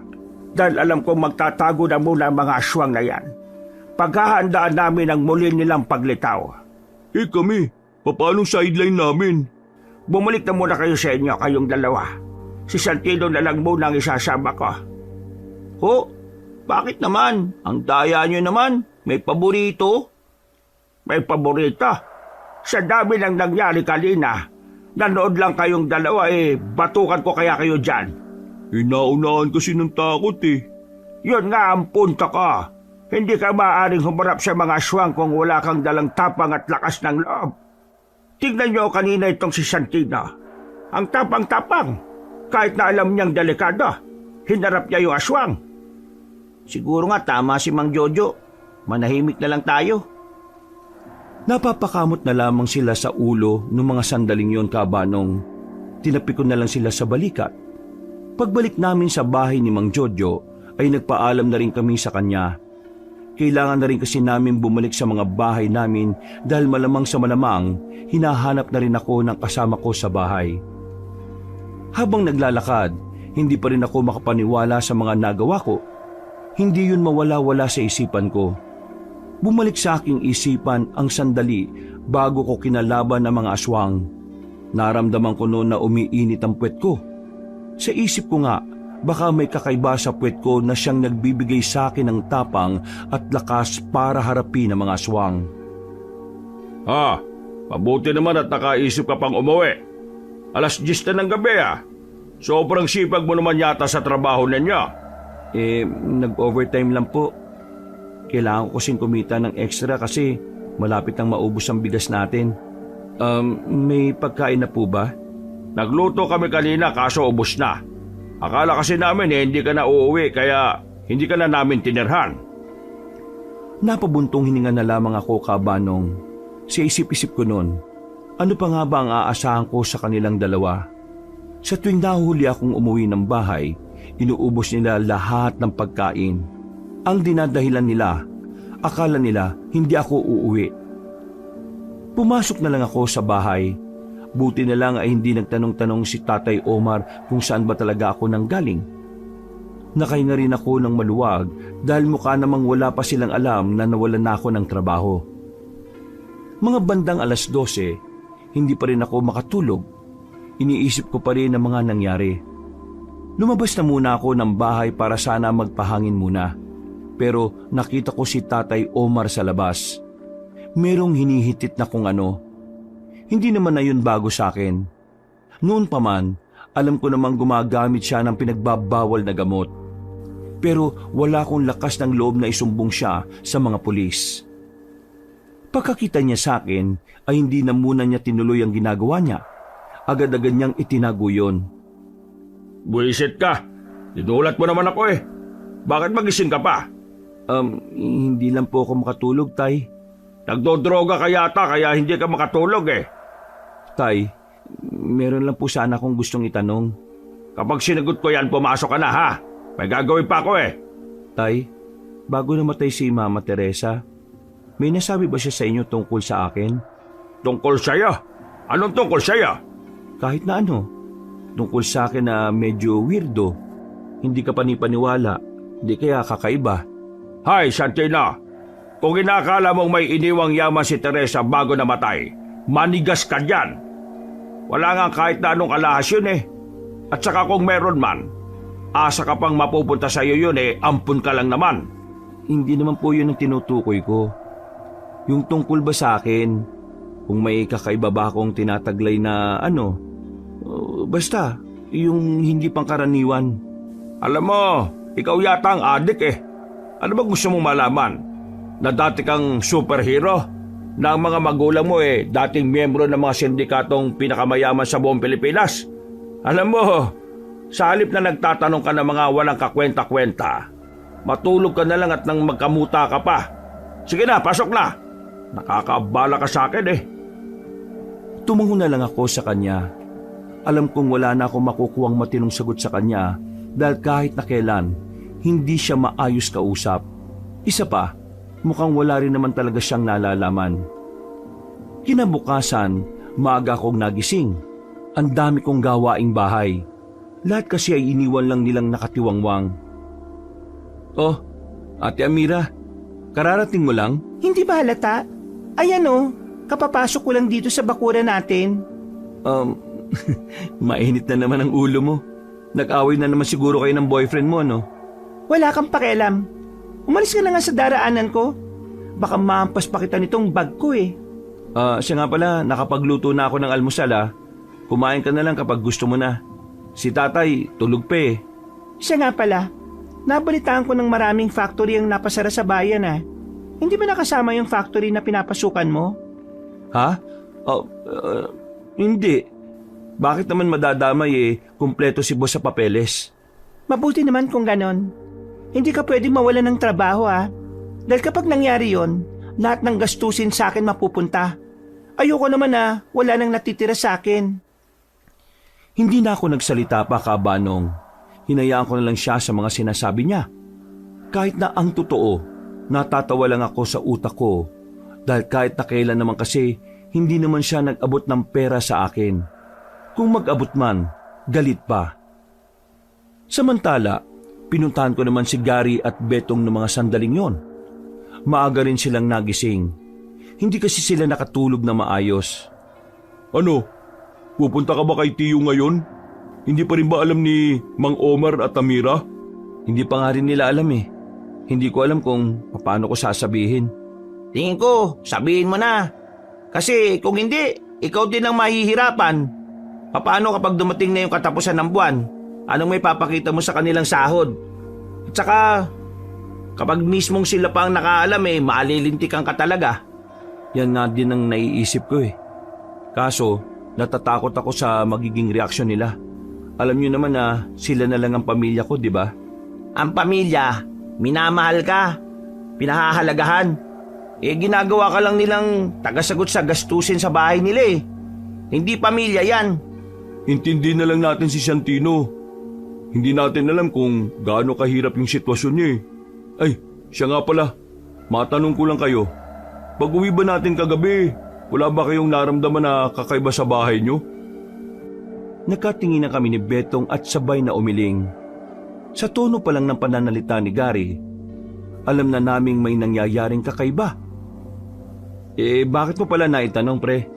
Kaninang umaga kasi, sabi sa akin ni Mama meron daw silang nararamdaman ni Papa sa likod bahay na parang may tao. Pero nung tiningnan nila, wala naman. Tapos, sabi rin ng kapitbahay namin, may mabigat na paa na naglalakad sa bubungan nila. Mga bandang 3:00 daw ng madaling araw yun. Tingin nyo, aswang yun? Teka, hindi kaya inahanap tayo ng aswang dahil alam nilang may koneksyon tayo kay Mang Jojo? Pero kung ganun nga, bakit sa'yo malapit? Kasi sa amin, wala namang nagpaparamdam na ganun eh. Iniisip ko nga, baka kaya ako ang unang napuntahan kasi ako yung kamag-anak ni Tiyo. Diyos ko, di maganda to ah. Anong sabi ng nanay at tatay mo? Wala namang problema sa kanila yun eh. May alam sila sa mga aswang kaya nakapaglagay na sila kanina ng mga pangontra. Tingin ko, mas magandang sumama na muna tayo kay Mang Jojo. Mas magandang maturuan niya tayo kung papaano ipagtanggol ang sarili natin sa mga aswang. Kasi baka madamay rin tayo sa galit ng mga aswang eh. Pare-pareho naming naisip ang bagay na yon, Kabanong. Kaya maya-maya lang, umalis na rin kami para balikan si Mang Jojo. Inabutan namin siyang naglilinis ng sugat niya. Parang wala lang nangyari. Ni hindi man lang kasi siya nakaratay sa higaan. Nakakakilos pa rin ng normal. At dahil doon, nasabi ko sa sarili ko na hindi rin talaga normal ang pangangatawan na matandang albularyo na yon. Buti naman at dumating kayo. Bakit to? May pagagawa ba kayo sa amin? Yung pagkakakitaan sana namin. Pupunta rito yung isa sa mga kasama ko. Nakiusap kasi ako sa kanya na turuan kayo ng mga nalalaman niya kung paano harapin ang mga aswang. Alam niyo naman, mas magandang may alam kayo kasi baka mamaya kayo na ang punteryahin. Sakto, yun din talaga ang pinunta namin dito, Mang Jojo. Mga ilang sandali lang ay dumating na rin ang kakilala ni Mang Jojo. Wala itong sinayang na pagkakataon. Agad kaming sumailalim sa pagsasanay nito. Hindi naman kami nahirapan dahil madali lang naman ang mga tinuturo. Kaya bandang 4:00, natutunan na rin namin lahat. Ang kailangan na lang namin ay magamit sa aktwal na pangyayari. Kumain na muna kayo nitong puto na niluto ko. Alam kong napagod kayo sa pagsasanay. Alam nyo, swerte kayo. Kasi di lahat ng natuturuan nun ni Kabiding. Bakit Bading ang pangalan niya? Biding, hindi bading. Biding pala. Bungol. Tingin mo, Tiyo, magagawa kaya namin yung mga tinuro sa amin kapag may nakaharap na kaming aswang? Oo naman. Basta palagi nyo lang tatandaan. Kapag nasa harapan nyo na ang aswang, isipin nyo lang kung bakit kailangan nyong lumaban. Doon, lalabas ang inyong katapangan. may natutunan na naman kayo sa akin, ha? O sige, kumain na kayo. Mabilis na lumipas sa mga oras, sumapit na rin ang kinagabihan. Kailangan ko nang umuwi sa amin. Nung sandaling yon, napagdesisyonan ko nang ipagtapat kay Tatay Omar at Ate Amira na nawalan na ako ng trabaho. Kinakabahan man, pero kailangan kong harapin yon. Dahil kung sa simpleng pagsasabi ng totoo ay naduduwag na ako, paano na lang kaya kapag nakalaban na namin ang mga aswang? Sigurado ka na ba talaga sa gagawin mo? Baka naman mapalayas ka, ha? Tama lang naman ang gagawin niya eh. Ang pagsasabi ng totoo ay katapangan din. Di ba ang kailangan natin tapang? Inaalala ko lang naman yung magiging epekto nun sa kanya. Huwag kayo mag-alala. Magiging ayos lang naman ako eh. Kailangan ko itong gawin. Mas maganda nang sa akin manggaling kaysa sa iba. Huminga ako ng malalim kabanong. Nang matanaw ko na ang bahay namin, dito na lumakas ang tibok ng puso ko. Paglapit namin sa bakuran, nakita ko na kagad ang 3 sako na kulay itim. Naroon din si Tatay Omar, pati na rin si Ate Amira na inakala kong pumasok nung araw na yon. Oh, ate, hindi ka pumasok? Hindi ba halata? Nandito ako sa harapan mo. Pre, mukhang bad shot. Huwag kaya muna. Bakit po may basura dito? Wala na po ang truck ng basura ngayon, tay, ah. Bukas na po ng umaga. Hindi basura mga yan. Mga gamit at damit mo yan. Ho? Bakit naman? Bakit naman nilagay niyo sa... Wala ka ng trabaho, no? Sa tanong na yun ni Ate Amira ay natameme ako kabanong. Agad akong napatingin kay Tatay Omar. Masama ang tingin niya sa akin at parang anumang oras ay handa niya na akong suntukin. Akala mo hindi namin malalaman? Sinabi ng anak ni Aling Erna na napasara din yung factory na pinapasukan nyo. Nagsinungaling ka pa sa amin? Pinagmukha mo kaming tanga. Kunwari ka pang naalis para kunwari may trabaho ka pa rin. Alam mo ang ayaw ko sa lahat yung sinungaling, hindi ba? Sasabihin ko naman po sana sa inyo eh.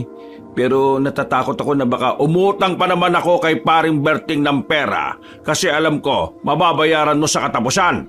Pero wala ka na palang trabaho. Sino magbabayad nun, ha? di si Ate Amira. Ha? Bakit ako? Wala naman kaming usapan ni Papa, ah. Kayong dalawang may usapan. Alam mo kung bakit nagkakandamalas-malas tong buhay namin mag-ama? Dahil sa'yo yon. Kaya nga mas maganda na sigurong lumayas ka na eh. Dalhin mo na yung mga gamit mo at wag ka nang babalik kahit na kailan. Tay, wala naman po ako mapupuntahan. Kayo na lang ang natitira kong pamilya. Hoy! Kahit na kailan, hindi ka naman namin itinuring na pamilya. Ampun ka lang dito. Napilitan lang kaming patirahin ka dahil nakakapagbigay ka ng pera. Ngayong wala ka ng silbi, abay lumayas ka na dito. Napakasama naman ninyo. Sobrang sama nyo. Siguro, tama lang talaga na nawala na kagad si Mama Teresa. Kasi hindi niya deserve na pagsilbihan kayo kasi masasama ugali nyo. Amat tarantado. Oo, Mang Omar. Wala naman sanang mananakit. Hindi tama yan. Ay, huwag kayo makikialam dito ha. Usapang pamilya to. Usapang pamilya? Kasasabi nyo nga lang na hindi nyo tinuring na pamilya si Santino, ah. Dati ka bang baliw, ha? Hoy, masira ulo ka rin ano? Huwag nga kayong maksali. Palibasang papangit nyo eh. Haba, nagsalita yung babaeng maganda na maraming syota at kung kani-kanino lang nagpapabembang. Akala mo hindi namin alam ha? Hoy, huwag kayong gumawa ng kwento ha. Sus, akala mo kung sinong mahinhin. Pero napakalandi naman bro ha. Uy, tama na. At least ako may pera, kayo wala. Mga patay gutom at hampas lupa. Sinabi ng tama na eh. Bakit? Papalagan mo ako? Aalis na ako sa impyernong ito. Nakakasawa na rin na pagsilbihan kayo eh. Dahil kahit na kailan, hindi ako nakaramdam ng totoong pagmamahal sa inyo. Alam ko na hindi nyo naman ako kadugo. Alam ko naman na ampun lang ako eh. Pero sana kahit na minsan, kahit isang beses sa loob ng 2 dekada ng buhay ko, sana binigyan nyo naman ako ng pagkakataon na maramdaman na meron akong totoong pamilya. Pero huwag kayong mag-alala. Paglabas ko ng bakuran na ito, hindi nyo na ako makikita. Mabulo kayo rito at sana hindi kayo mapunta sa impyerno kapag namatay na kayo. Dapat tarantado ka. Gusto mo bang masaktan? Ay, ano yun? Natigil ang madamdaming usapan namin nang biglang may kumalabog sa bubungan ng bahay namin. May mga naririnig na rin kami mga angil na nagmumula sa madilim. Pagtingin naman namin sa bubungan ng ibang bahay, nakita namin doon ang mga aswang. Ang mga aswang na nagdudulot ng matinding kaba sa amin. Papa, ano yung mga yan? Bakit may mga ganyan dito? Mga aswang ba mga yan? Kita mo na, dahil sa kamalasan na dala-dala mo, pati dito nagkaroon ng aswang. Pare, mukhang nasundan na nila talaga tayo. Nasundan? Kayo ba kinahanap ng mga yan? Kayong dalawa, pumasok na muna kayo sa loob. Inuutosan mo ba kami, ha? Kung ayaw niyong mamatay, pumasok kayo sa loob. Kinaladkad ko silang dalawa para lang ipasok sa loob ng bahay. Pinasarado ko sa kanila ang mga pinto at bintana. Aminadong kinakabahan ako noon, pero sa mga pagkakataong yon, kailangan kong lakasan ang loob ko. Ha! Sa wakas, nahanap din kitang lalaki ka. Balita ko, tinalo mo mga bataan ka. Buhay ka pa palang matanda ka? Langya, anong gagawin natin ngayon? Dapat tayo yung pumasok sa bahay niyo eh. Nandito na to eh. Kailangan na lang nating gawin. Nang makita kong unti-unti nang lumalapit sa amin ang mga aswang, naramdaman ko na naman ang pag-init ng kanang pisngi ng puwet ko. Hindi ko alam kung ano ang dahilan, pero parang doon nagsimula ang lakas ng loob ko. Pati na rin ang kakaibang lakas ng katawan ko na bigla na lang naging aktibo. Mga bata, lusubin ang mga yan! Patayin ang mga hinayupak na yan! Lumusob ang mga aswang sa amin. Kampante silang yun na ang magiging katapusan namin. Pero nagulat ang matandang babae nang bigla kong dinakma ang unang aswang na nakalapit. Sinuntok ko ng malakas sa muka. Narinig pa nila ang paglagutok ng panga. Nilapitan ko rin ng isa pa. Sinuntok ko ng malakas sa sikmura at saka binali ko ang leeg. Hindi pa nakontento ang ibang aswang. Kahit nakita na nila ang ginawa ko, lakas loob pa rin silang lumusob. Habang ako, nawiwindang ako sa mga ginagawa ko. Pero kakaiba ang saya na naidudulot sa akin noon. Walang iya, Santino. Sinasapian ka ba? Si Santino ba talaga yan? Bakit ganyan? Uy, kayong dalawa dyan, sa likuran nyo!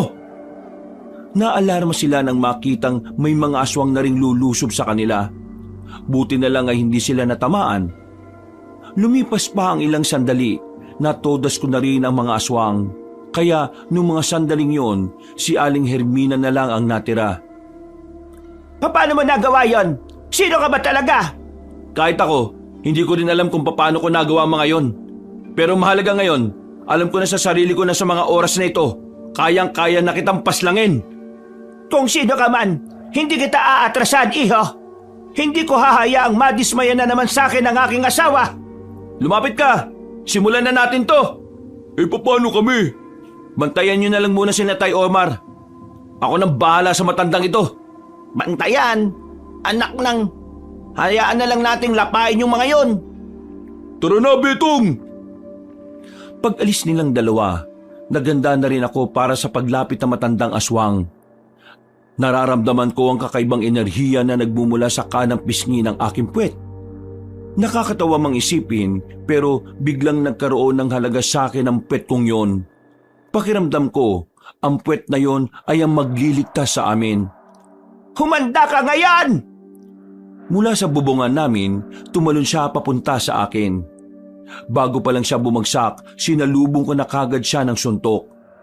Tinamaan siya sa panga, kaya napatras muna siya. Kita ko na medyo nahilo siya sa ginawa ko. Pero hindi ako naging kampante. Kahit na kaya mong makipagsabayan ngayon, hindi mo may kakaila na dahil sa mga sugat na tinamo mo sa unang laban, nahihirapan ka pa rin gumalaw ngayon. Huwag kang maging kampante dahil lang sa hindi ako manunugis. Kasi kahit ako, hindi ko rin talaga alam kung anong klaseng tao ako eh. Tumakbo ko ng mabilis. Paglapit ko sa kanya, sinipa ko siya ng malakas. Tinamaan ko siya ulit sa panga.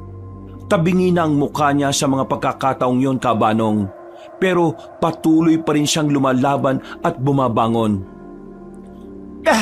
Bisit ka! Hindi ka normal! Kung binabalak mo na makatakas uli, nagkakamali ka. Nilapitan ko siya ulit. Muling uminit ang puwet ko. Dahilan para magkaroon na naman ako ng kakaibang lakas at bilis. Nakalapit ako sa kanya. Isang malakas na suntok ang ginawa ko sa mukha niya. Nawalan siya ng malay dahil sa ginawa ko. Oh, bakit ayaw mo pang tuluyan? Hindi. Tingin ko kailangan siya ni Mang Jojo. Kailangan natin tong dalhin sa kanya ng buhay. Bubuhayin mo pa talaga ang aswang na yan? Muli kong tiningnan si Aling Hermina. Parang mahimbing lang siyang natutulog. Pagtingin ko naman sa labas ng bakuran namin, nakita ko ang mga kalugar namin na nakatingin sa akin. Karamihan sa kanila ay namamangha habang pinagmamasdan ng mga aswang na nakahandusay sa lapag. Ay! Anong ginawa mo? Paano mo napatay ang mga aswang na yan? At saan galing ang mga yan? Wala akong oras magpaliwanag ngayon. Mga pre, tulungan niyo akong dali na matandang ito kay Mang Jojo. Tara na! Hindi ko na hinarap pa si Tatay Omar pati na rin si Ate Amira. Iniwan namin silang namamangha at hindi makapaniwala sa lahat ng kanilang mga nakita.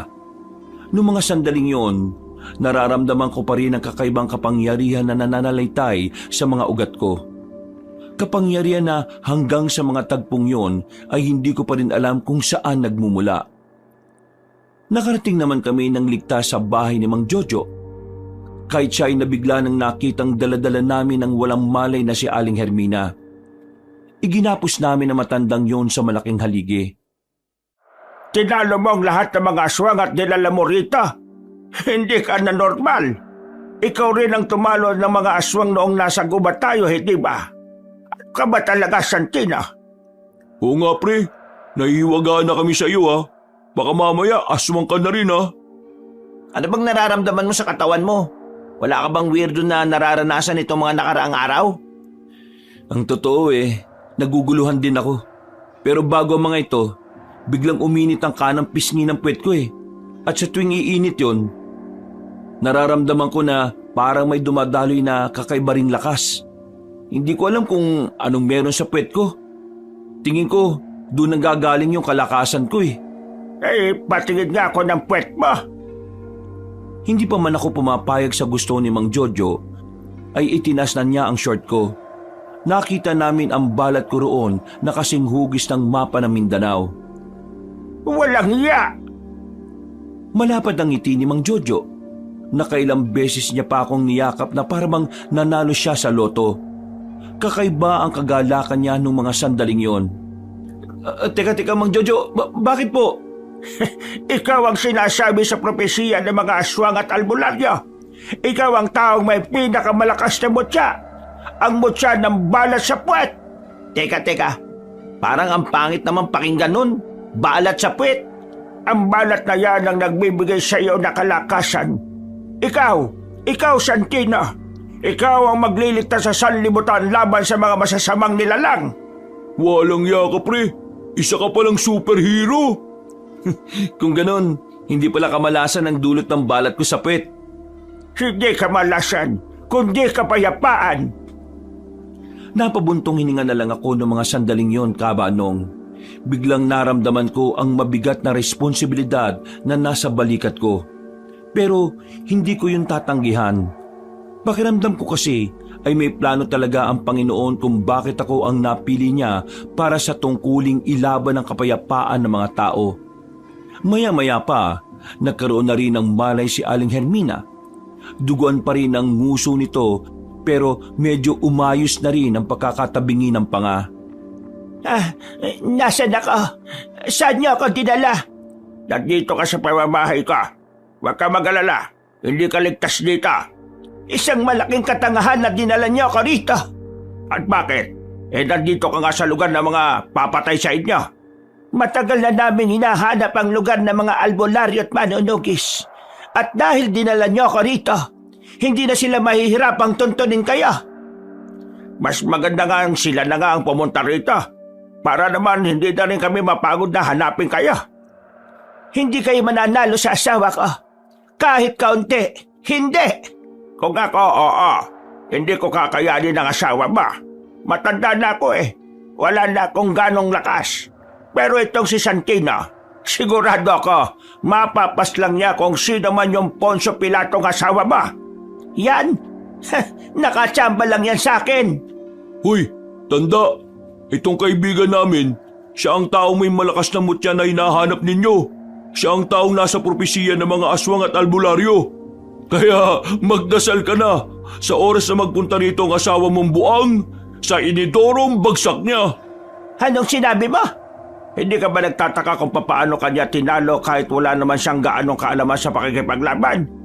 Yun ay dahil siya nga ang itinakdang papaslang sa inyo. Hindi nyo kami matatalo. Gary, busalan mo na nga ang bibig niyan. Masyadong maingay.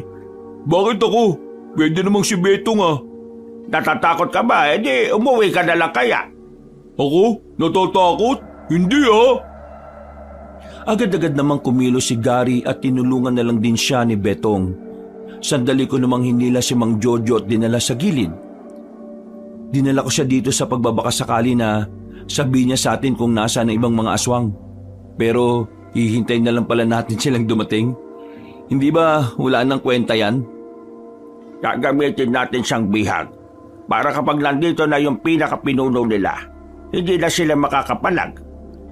Siguro naman mahal siya ng asawa niya at hindi hahayaang mamatay siya. Napatango na lang ako ng mga sandaling yon, Kabanong. Maya-maya pa'y pumasok na lang din kami sa bahay niya at dumating na rin kasi ang ibang kasamahan ni Mang Jojo para magbantay. Pinapapahingan na muna kami ni Mang Jojo. Nakaidlip naman ako ng maayos kahit na ang ingay-ingay ni Aling Hermina sa labas. Gumising ako bandang hapon na at paglabas ko ng bakuran, kita ko si Aling Hermina na nangihina na. Pinapakain siya pero ayaw niya. Kaya nang sumapit ang gabi, tinalian na siya at dinala na namin sa gubat. Kasama na namin ang iba pang manunugis at doon inaasahan na darating ang mga aswang base na rin sa obserbasyon ng mga kasamahan ni Mang Jojo. Sigurado ka ba na dito pupunta yung mga aswang? Oo naman. Nag-iwan kami ng sulat sa mga kagubatan. Imposibleng hindi nila mabasa yon. Madalas sila sa mga gubat na pinag-iwanan namin ng mga sulat. Magdadalawang oras na tayo dito. Wala pa rin yung mga aswang eh. Pinagdarasal mo ba talaga na matuloy sila rito? Diyos ko ka. Nakakatakot kaya na maraming aswang ang kakalabanin natin. Dapat hindi ka na lang sumama kung natatakot ka eh. Ako nga, sinusubukan ko na lang tapangan para naman may maitulong ako. Shh! Huwag kayong maingay. Nandyan na sila. Ilang sandali lang, nakarinig na kami ng mga kaluskos sa paligid. Nagsihanda na ang mga kasama naming manunugis, pero nanatiling kalmado naman si Mang Jojo. Noong mga sandaling yon, aminadong kinakabahan din ako. Wala kasi akong kasiguraduhan kung papaano ko kakalabanin yung pinakapinuno at kung gaano yung kalakas. Ayan na siya. Hindi nagtagal, isang matandang lalaki ang lumabas mula sa likuran ng halamanan. Malakas-lakas pa ang matandang yon.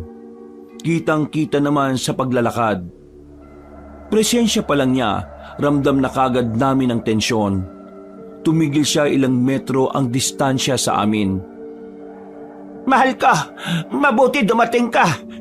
Sa wakas, natuntun nyo na rin ang lokasyon nila.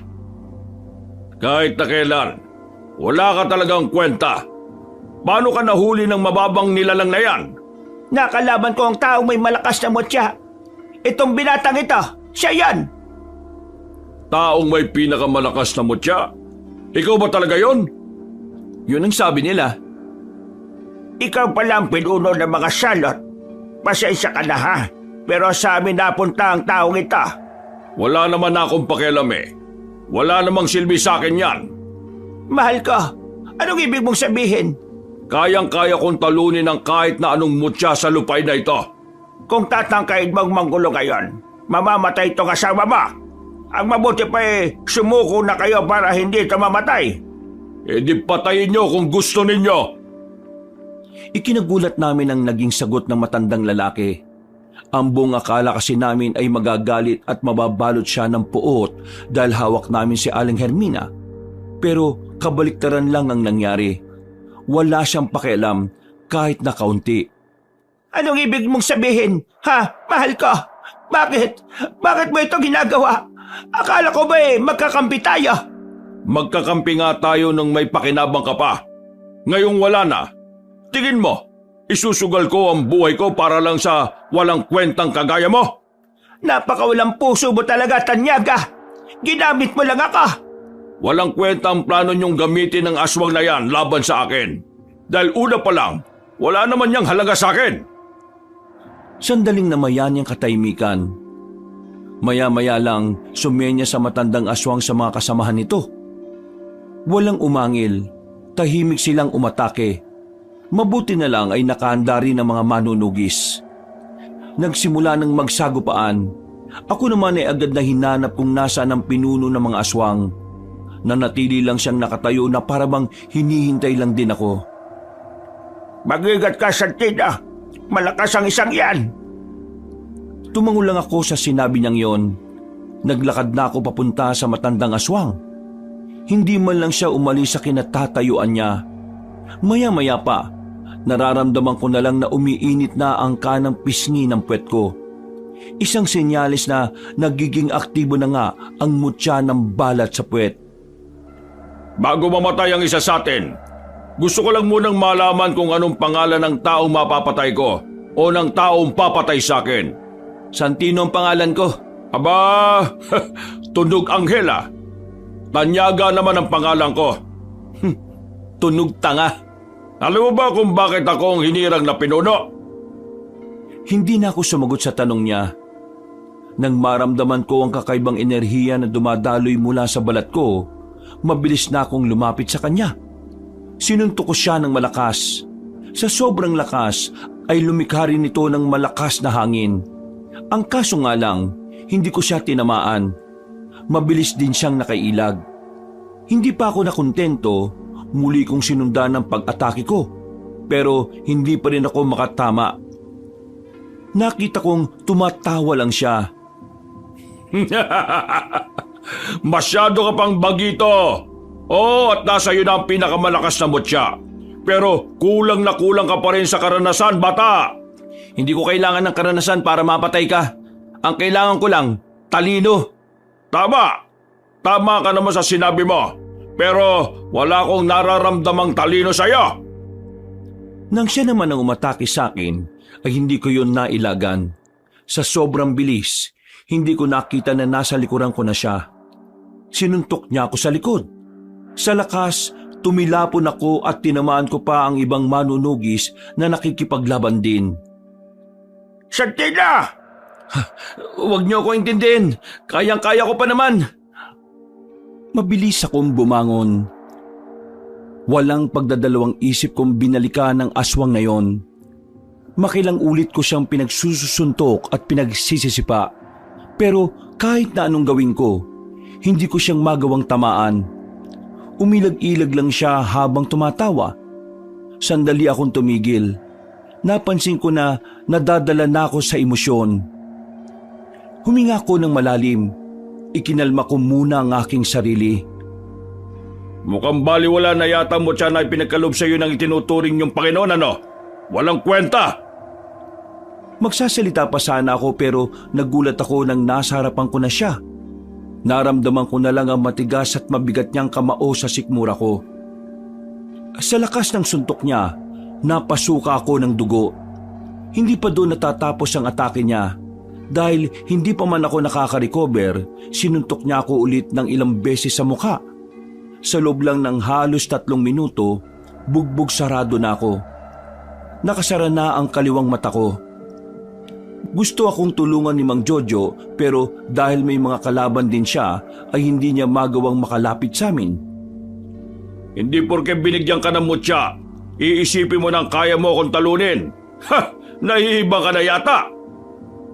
Hinawakan niya ako sa kwelyo. Itinaas niya ako sa ere at ibinagsak din ng malakas. Napatingin ako sa mga kasama ko.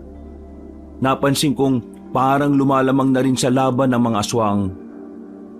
Bumaba ang moral nila nang makitang alanganin ng kalagayan ko. Kahit na anong mangyari, hindi ako susuko sa'yo. Kahit na patayin ko ang mga kasama mo? Patayin mo kung kaya mo. Sinubukan kong makalapit ulit sa kanya. Pagsuntok ko sa dibdib niya, parang wala man lang siyang naramdaman. Hinawakan niya lang ang kamay ko at binali. Napasigaw ako sa sobrang sakit. Hindi pa siya nakontento.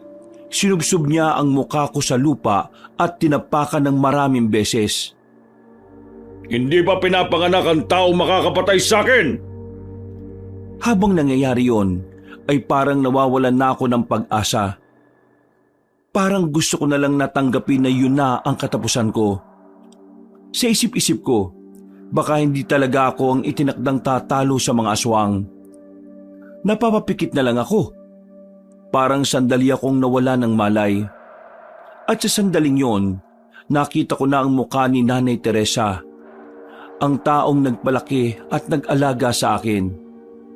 Sinabi niya sa akin na kaya kong manalo sa laban na yon. Paulit-ulit niyang binibigka sa mga salitang yon hanggang sa makabalik ako sa sarili ko. Bigla kong naramdaman ang matinding pag-init ng balat ko sa puwet. Hinawakan ko ang paa ni Tanyaga.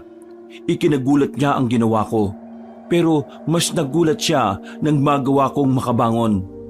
Sa puntong yon, parang isinilang ako ulit. Parang sariwa ang katauhan ko. Nawala ang sakit ng katawan ko.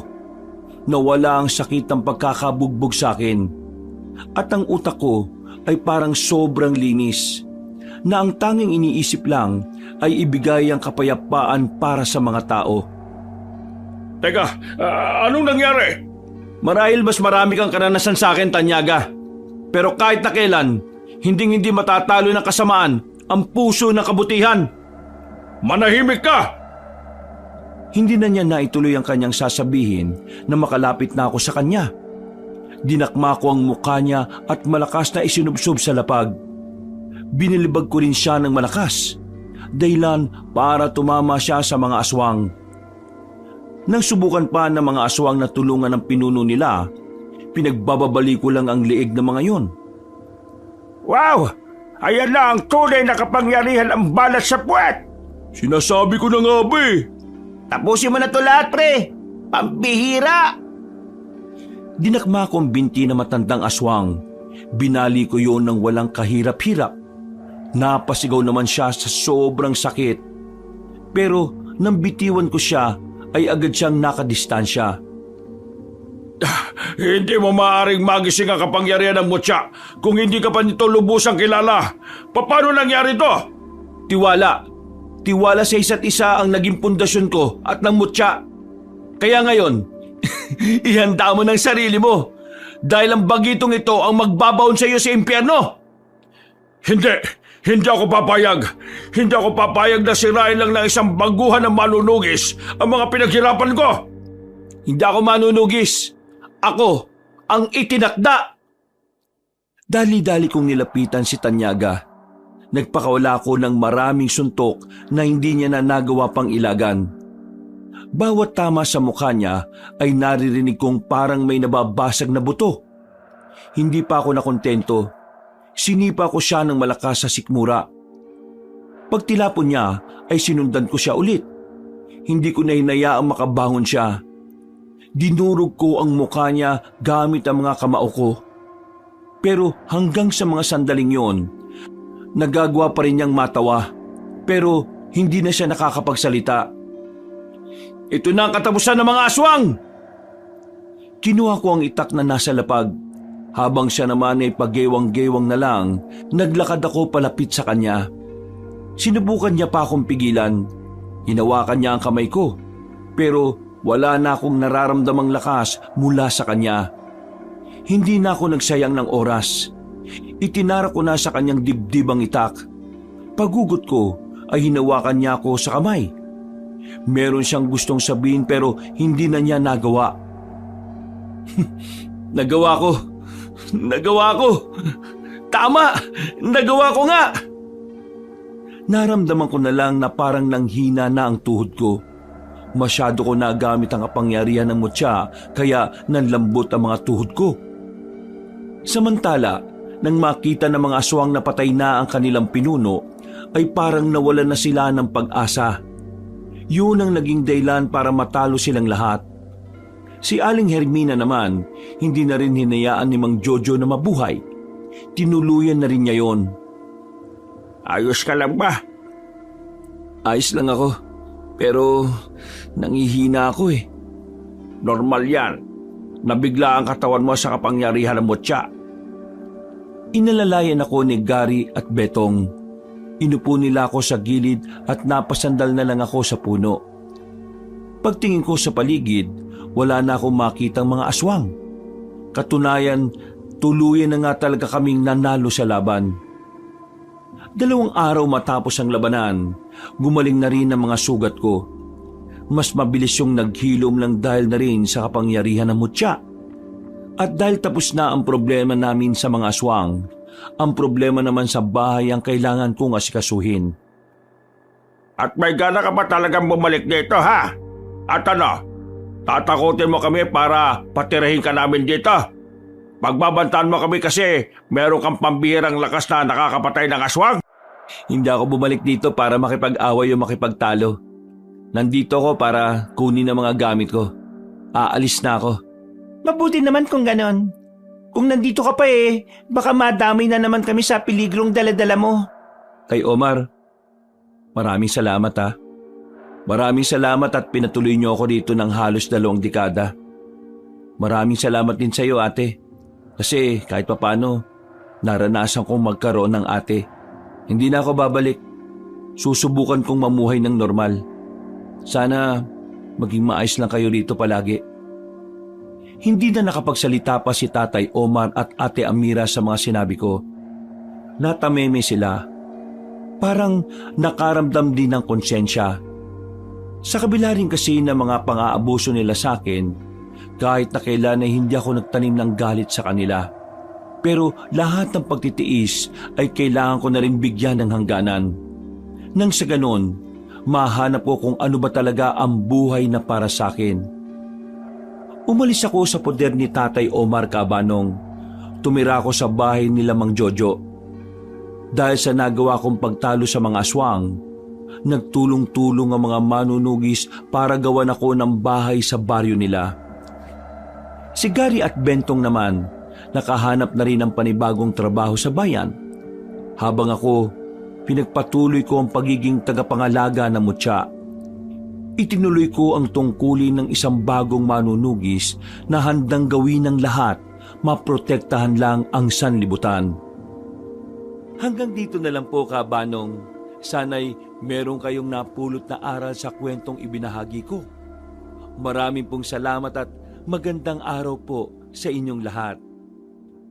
Wakas.